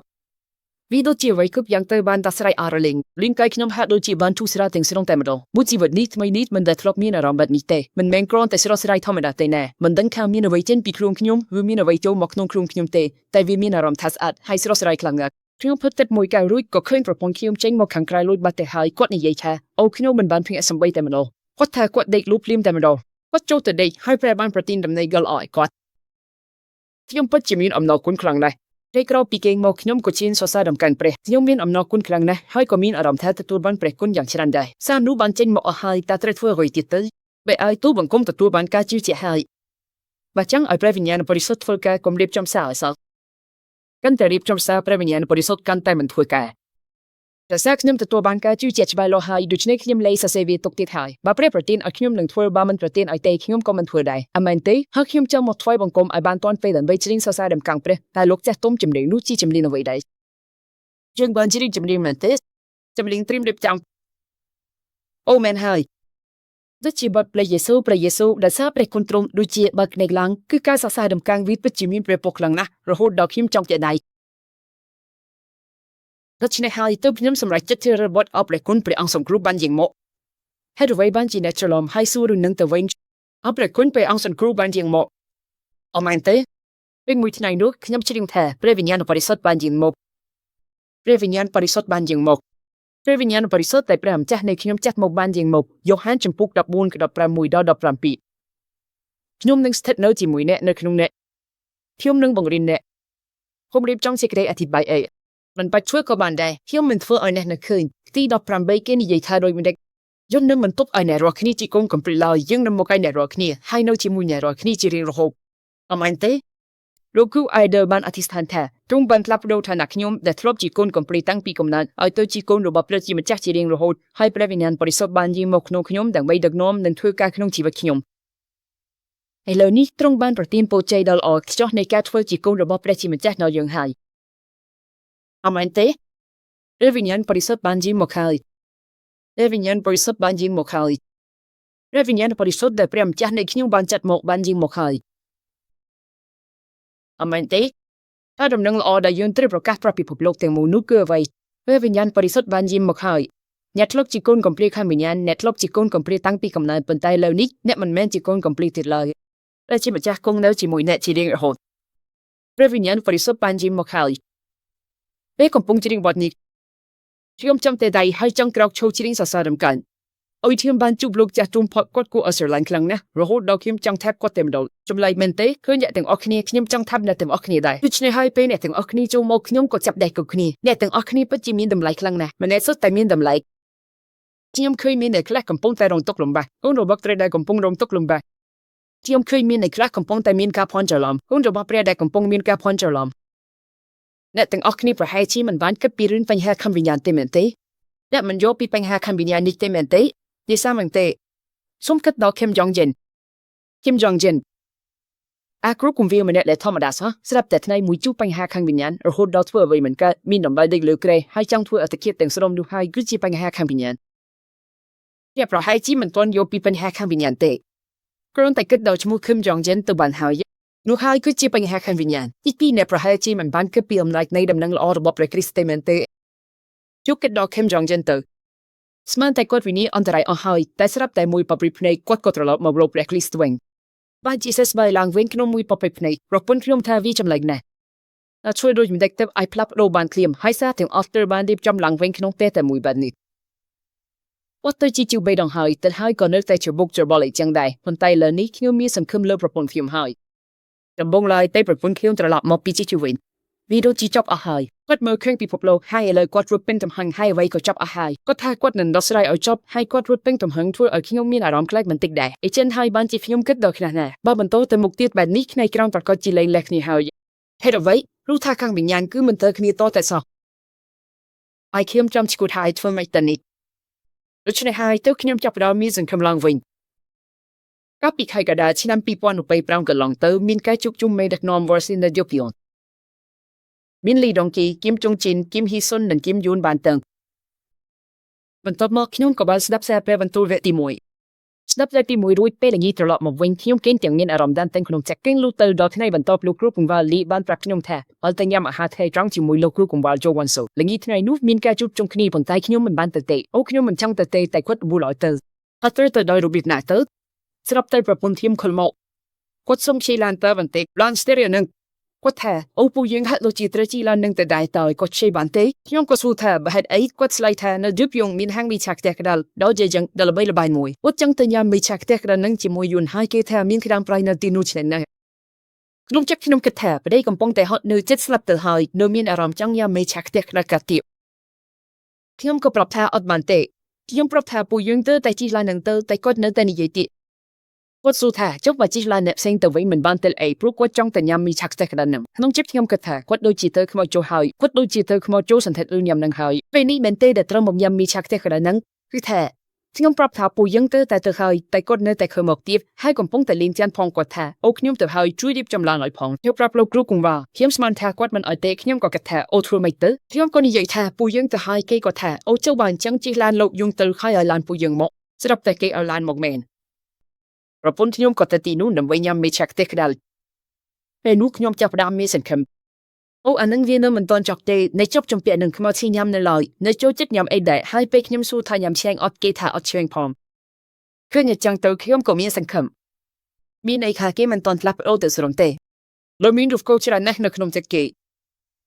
รับรู้แต่ขังกลายเตแต่ขังขนมในโดดดังจังให้บ้านจีขนมจับดาวมีสินคมคลักไอเนอร์ด้วยดำสอบนู่นมันต้นดาวนาเตขนมก็จับดาวมีสมคมโอ้ยอันจังคือด้วยขณีตามบัดไฟจีมดีhowจีเสกได้หลบพลนก็หันจังตรงนี้คือสามังเตที่บุญต่อเป็นเหตุในการลันในเวนี้คือเชียวไว้จะปิดเป็นอีกตัววิจับดาวมกจีเพลแกมันจะหาใส่ชิมก็จับดาวมกดอจะปิดเป็นอีกตัวตาวิเจียไว้จำผู้สตรีขยมนั่งเหมือนสาวเซตังออกเตตาวิเจียไว้ตั้งก็ชี้จับเป้สำหรับโกนเตอร์ไฮยกจำผู้บราวิงเชียไว้เตอร์แต่ใบเนื้อจะปิดเป็นอีกตัวตาวิเจียไว้ได้นั่นดฟจนในบันละวิดูเจียไว้ได้มันจงบางกาบันดาซาหนึ่งกลุ่มหอนไตรคือคำพลังทั่วกันนี่ตานี่เจียไว้คือสิเหล่านี้เตอร์คำพลังทั่วกันนั้นประกอบระบบชินเจมจีไว้บนใต้ปัญหาเนื้อใต้บรรเทาการเมียนให้จ้องสำหรับกรมคือปีบัตนะเนื้อใต้กรุบกรองประเดี๋ยวโดยเฉพาะให้บ้านจีเหมือนเจ้าสำรองเงินประเดี๋ยวบนใต้ในขนมของปีบ้านใจแท้เนื้อหนึ่งประธานจ้องบ้านประเดี๋ยวให้เนื้อหนึ่งกรุบกรองเลยประเดี๋ยวโดยเฉพาะให้ตุ๊กเต้ประเดี๋ยวพี่ยิ้มกรุบกรองยังเหมือนเจ้าจักก็ช่วยขี้เดินดามอำนาจขี้แต่วิ่งตมอกบัดนี่ให้จำในไอ้บราวิ่งก็เตอร์คำทั่วกันแต่งเยอะหูจุกครูได้เจ้าเห็นเหล่านี้ตาไว้เด็กการลังจับปีเป็นอีกตั้งรู้เนื้อใบนี้ตึ๊ดจับปีเป็นอีกเตอไว้ได้ยังให้แทบปัญหาเพลเจ็บรู้นี่ยัยเอาจำเตอคือจมูกเพลเจ็บจับรำการลังอันนายโยตีเป็นนี่ให้เด็กการจมูกเทียบจักรจมูกลาโกนเมนเต้สตรีจึงเอาสุดแต่จูประเทศเมนเต้เจ้าบราวิ่งตาปุกเกจูไปไว้เลยปุกเกจูเพียบตันตั้งกุมปีมาไทยดับมวยมาไปปรำใบใจแค่ปุกเกเตอเลยปุ่นมันตุกดทุนทมให้จับปีเป็นอีกเตอวิจับรำลงไปจับปีเป็นนี่เตอให้เด็กเกรงตุกเวทนี่และนี่ให้เด็กการจมูกเพลสลันสลาวหรือจมูกที่ตัดจัดจมูกบ่มไรบ่มรู้อารมณ์เลือกไว้ได้ยืนให้แทจมูกเพลชัดให้เธอเล็ดนำเป็ดเพลชัดนี่คือจีเป็นแฮร์บารุไก่รู้มุ้ยก็วิไอกัดลังเดาซาเรื่องมิกตึกฟื้นเรื่องนู้ดเป็นไอเตอรู้ฟื้นเรื่องนู้ให้ตึกวิไอกัดลังลุชในให้ตาเป็นนี่ภูเก็ตฟื้นไว้ที่ภูเก็ตตลอดตะกรอยเวงให้ที่โจตะขนมสถานเพียบในการบัดบังเอาไว้ถึงอ่อนนัวดูให้คือจีไว้เด็กให้แทการยินเบกทีมฟื้นเรื่องนี้ขนมก็จับดอมยินสระได้เดี๋ยวไปเด็กขยมลงตกเวทนี้แบบนี้เราทนายเซลเตปรับปรุงขยมเตรียนตรุษได้ศาสนาขยมเที่ยว7 โมงเกณฑ์ยำอาหารตามออนไลน์มักเบ่งขยมก็ดอมมียำอย่างเช่นพิเศษดักวีนมุกตู้จำแต่มาดองยังสละเซลจูมวยดอกหมอกพัดสละเซลจูมวยดอกนู้อัลเตลขยมก็จับน้ำเชื่อวังเต็กรู้ก็เด็กรู้เติร์ทนายเซลขนมยิ้มจีกรูกุมว่ามันเนี่ยเต็กเนี่ยปีได้มันเต็กให้เธอตลอดมอสเพดดังเวงวิปัจจิมีอารมณ์มันออกข้างในได้ขนาดระบายเนี่ยยิ้มคือเนื้อไปแต่โปเกนยินระบายรุ่นยินสระวีนันเป็นเจนสารที่โดปามีนเพื่อเอาโปเกมีอารมณ์ออกมันใจไปแต่วิอาริตเวนวิปัจจิมีอารมณ์อักระเนี่ยทุกสิ่งอย่างนู้ก็ได้ก็โปเกนนั่นแต่ทั่ววิติขยมทลบยินสระบรรทบหมกติ๊กนุ่งตะโกรบักขยมก็มีเรื่องระบายนังเรื่องไอ้พิชโจหมกแต่งอับเรื่องนี้มันแอบเป็นโยบันเตวิจิการระบุงส่งประหยัดแต่งออกเนี่ยขยมรู้แท้จิตาได้ขยมมันได้เคยมุกก็ทลบเปียปอนนังเรื่องไอ้พิระบายนังสระได้ไม่ได้ขยมบ้านปรับแท้ไปกดจุดสลับกดเมียจมูกได้สดใสเที่ยงคุกบ่าให้ยัยขยมเมื่อเคยเรื่องจำไรจิตรานโอ้เรื่องแต่งนี้ก็โหมดดอกขยมได้ตาจิดาจีเนี่ยบงเรียนเที่ยวเมนเตมันเมนเตเรื่องแต่งไว้นู้กัดเลิกขยมวิบ้านกัดลานในขนมครูซาระบอกขยมแต่งอับโอ้วิมันเมนมอปีมูลให้หนุ่มเตคือมอปีนี้การมันเจอตาไว้นปีกราวเดี๋ยวนี้เดี๋ยวนี้ตอนจกจำเลยตีประมูลเว้นยังไม่ได้มันรู้มันเนี่ยเตอสลับแต่มันต้องกดกราวปีนู้มีอะไรเจ๊คือมีการจำนำจำเลยเช็คได้สลับนั่นจีวัดกรามออกนาโดยมีแจงแค่ในรักนี้จีทุลีได้ให้นั่นตลอดเตอจีทุลีได้เว้นน้องบักคอมเพลสมในรักนี้สไฟโรมือแต่รักนี้จกมาสลับเตอตาวิจกตรมแดงแดงเตมันแมนเตเป็นแค่นี้นั่นบนโต๊ะแต่ดอกกุ้งใจจำนวนกราวแต่ดอกกุ้งใจจำนวนกราวบ้านพูดชีมีได้ในมันน้องรู้แต่งปุ่งตอนนู้นนะคือนิ่งไอ้ว่าถ้าวิมีใจในนะจุ่มปุกตีใบตีมาไปวิแต่ในมันรู้แต่งปุ่งวิบ้านใครชีปัญหาระบมันน้องรู้แต่งอักนี่ให้คือชีสกได้แต่ใจขนมร้มจุ่มปุกตีใบตีมาไปใบนี่คือจีปัญหาทางวิญญาณหนึ่งปัญหาเพลชปีกำนัดรุ่นนี้กำปงแต่มันต่อกัดมีลานเนเป็นนี่โยไฮเมนเต้การมีนฟลอดัสไรเรื่องนี้ได้ดูเต้คือขมินเต้ปัญหาทางวิญญาณนี้คือจะมูลเหตุให้ไว้แต่เนื้อปีกรอยวีคือจีเรื่องนี้ตามมีนฟลอดัสไรได้ดูเต้คือขมินเต้เรื่องที่มันจะบ้านประเทศเพลแต่มุยกดเสกได้ช่องอีแทนเรื่องที่มันจะบ้านประเทศเพลดูมอบตาเนเป็นแน่เดชวิบานการลานตั้งตีมุนกำนาปิภพโลกเดชนิดเปรชิมจ้าบ้านเก็บจอมดำเนินออตุบตั้งปีมุนกำนาปิภพโลกมันเล็กลูกขึ้นในขนมโลกบัดจำปุตีมวยคตีใบเรวิญญาณในประบาลรสัตในโลกเตตึกนับไปแต่มีพิฟกโวพิฟติสอาดนำพิฟเนตเรวิญญาณในประบาลรสัตในโลกเตตึก รู้ใช่ในขนมรงจึงปกติดอกแปรมวยคติมาไปแตรมแต่บ้านและตบตั้งปีมุนกำลังติปปลูกหมกฟิลิปเอเฟโซจึงปกติมวยคติใบดอกตีดอกบุญตาวิเชียไว้ตาตรงบ้านทั่วไว้ในขนมเปรคริสตั้งปีมุนกำลังติปปลูกตรงบ้านกำลังตกจิมุนเขาคือตรงบ้านประตีนดำเนินละออนิมอบดัชนีในขนมไฮเปอร์จึงปกติดอกใบคติพรำใบคือกาปินโซเมนไทนี้นั่นจีรินระหดตรงนั้นตายได้ตอนนั้นพระเยซูคริสต์ดำเนินละเฮดเอาไว้วิปรุกาปิมโซเมนไทนี้นั่นจีรินระหดปุกมักเบสายนั่งบิญญาณเคราะห์นั่นแต่บรรเทาทั่วกันดัชนีกาปิมโซเมนไทนี้นั่นจีรินระหดประชิมจัตเตอร์แต่บรรเทากาปิยุงในขนมเปรคริสอันนายโยปรมเตขณะเป็นนุส่งปีเน็ตเมื่อลอยบัญชบะแล้วก็บัดจำปุติไว้คติดับปรางบันเซนแทผู้อยู่บนสตรีนังยิงมกคนตายในขนมโลกบัดจำปุติได้คติมาเป็นมวยคืออัลสไบวิธีดำเนินละออฟตัวปีนี้เราไว้เธอจิสถานพิประบอมาดูเนื้อจนล็อกเป็นนี้คือบรรดาแซ่อาจารย์นักเป็นอันริงนิกมุนเต้ได้บรรดาซ้ำดอมนุษย์ตาเปรสิมิจ้าบ้านนี้บรรทุลำปีไว้มงเกดำเนินปีพูดจากวัสตรีบรรดาแซ่ระบอมาดูเธอบ้านบรรจับถึงสรงคล้ายจีมีดานในอ้อเนี่ยได้รู้เนื้อเป็นนุษย์ตาตรงบรรจับได้ไว้โดยดำเนินละโอ้ตานี่เสียไว้เตอขนมกุมปีวิวรณาจงปุ่มไปปีกดอกใบบันแจงแค่คิ้วจีดำให้เสียไว้จีจงกระเอาจีอัลฟาหนึ่งโอเมก้ารุ่งบ้านประเทศดำเนินละอตั้งปีดำมกให้การบรรทับจงกระเอาก็จีดำเนินละอได้ปีดำระหดดอเจ้าคริสต์แต่จีดำเนินละอในพระคริสต์ต่ออามันเตเวจีมาจากบ้านประเทศปอดอพิวบันนิสาโดยเฉพาะตาวิจิไว้ระบักยมการตัดสินไปหันในเตกาวตาวิจิไว้เตอและคริสต์ตั้งปีมอนกำนัดโลเกอัตเตการระบักยมมันแมนจีรุนกาปียูลงนะมอกให้คือกาปีพรำดอยชนะมูนุเตอัตเตการระบักยมยันแต่มวยกตาในนะขนมกุมปีโลกบัดจมปุบใบและคริสต์ได้บ้านตัดสินไปหันอุตรงบ้านจิงมกให้บ้านบรรจับรออำเภอบาบนั้นบรรดาซาถึงอันในเลเชชแกวและคริสต์ได้บ้านจักกำนัดจีมนุตอนเดียวปรมเตให้อัตเตการปัจจุบันการนั้นเป็นนี้จงบารูหลังเวงไข่เลยนี่ดัดประนิมนุษตามระยะประวิงานปริสดดุดดับบ้านดีพรอปิมอนตรงกำปงแต่ฝึกแก่เรคริสดับบ้านดูหลังเวนโนเป็นนี่เจ้าหนาคตระบายงเวนหนึ่งแต่จีอย่างแน่หนาคตระบายงหนาคตคือพูดตระกับใส่ดำเนินอ่อนแล้วที่พบโลกเรคริสดันยิงมาเวนจีปลอมจัดนับไปแต่เรคริสนู้บนเป็นกับใส่ดำเนินอ่อนแล้วที่พบโลกจมูรุยรอตัดที่ดาวดอกอัคลบจินในกระบายงหนึ่งแต่จีอย่างแน่นักกูเปรโดยแต่บ้านนี้ยัยปีมอนหามปีสทันซูกูไม่ทำไมหนังแผ่นใดทำไมโดยที่ในเสกได้สันติทันกูท่าในไทยนี้พวกเกมันไอบริภพไล่ชื่อในดำจีวักบานเตให้ช่วยบ้านบันเดงเจงถึงสรองดำจีวักนี้คือสำดัลตะเลการุณเนออกกลับจีเนกโดยที่ในไฮเนอเตนี้ขนมจมปุกเตมาไปปีตากูในโลกบัดจมปุกตีมวยหนึ่งตีปีกูในแน่ก็ที่วันนั้นจมปุกตีมาไปมวยหนึ่งตีมาไปปีนักไปแต่ดำจีวักเลยเจงมาตรงประเทศพออายังเอกบริภพไล่ชื่อในดำจีวักนุบ้านจีริงระหดดิที่เสกได้สันติทันระบอกยมร้องจมปุตีพระมวยคติมาไปใบชนวนในอำเภอบักคือเสกได้สลับคือวิจกเต็นสลัมหายอำนาจดินระบบเรคืออำนาจระบบเรมีนแต่มวยเตในขนมพระเยซูดัชชีพระคริสต์ตาไว้จีระวังยังคือชีวิตออกกลับจินเนตอาเมนยังบ้านตัดตัวชีวิตเฮยชีวิตแบบนี้ชีวิตออกกลับจินเนตบางบนไอวิจิพิสำได้ได้จำไลบันเตบันไตตาเนจังสลับเมนเตโจสลับเตงเนี่ยเราคิดบ้านตัวชีวิตออกกลับจีนแค่รู้เนี่ยนั่นตัวสถานสุขกุมบารมเอตาอเมนเตตัวชนะหายบอมปอนไอการเดินเนี่ยบ้านสารพิบแบบนี้มีในเธอบอมปอนไอจงจีประคริสจีประคริสบุตรในประดมมีนประชมลูกเมื่อเจ้าซิโมนบายอยู่ในอันเนี่ยมีนผู้หายเนี่ยแต่บ้านสำแดงเรื่องนี้โดนเนี่ยมันเมนจีสัตชิมเตคือเทรบุรบดารวะคิมเด็กคงเนสคันสุยุประชิมจะให้เด็ดเพื่อไอเนี่ยเราคิดบ้านสารพิบแบบนี้ดูชนะหายังมันสั้นสังคมจุ่มนงระบายยังในเลือดธรรมดานี้ให้อำนาจในมรดกนั่งมันไอชิเนบาลอยอำนาจในมรดกนู้เจวัยอำนาจในนรกอำนาจในมีสตังนั่งมันไอชิเนเนี่ยรอคณีบาลอยให้ตู้เบจิเนตเล็ดตะขนมมรดกก็ได้ก็ประชิมจักนำจุยสังครูเนี่ยรอคณีได้ยุ่งนึงประโคสอนในโคสแทนสุกดอนเนี่ยบ้านเนี่ยจ้องไว้ในเลือดแผ่นใดนูวีนึงตระจ้องในเลือดแทนสุกได้ให้บ้านเนี่ยสลายไว้ในเลือดแผ่นใดนูวีนึงตระสลายในเลือดแทนสุกได้ตอนเนี่ยมีปัญหาไว้ได้หรือเต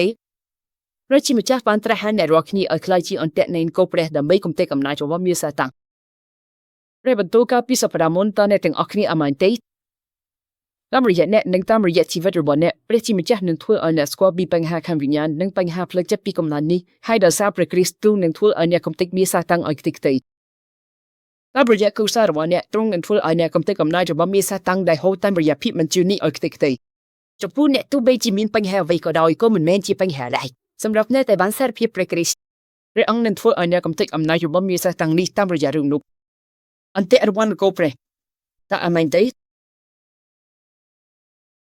យើងនឹងជាទំនុកដំកើងឲ្យបញ្ចប់ថ្ងៃមួយខ្ញុំបានទៅ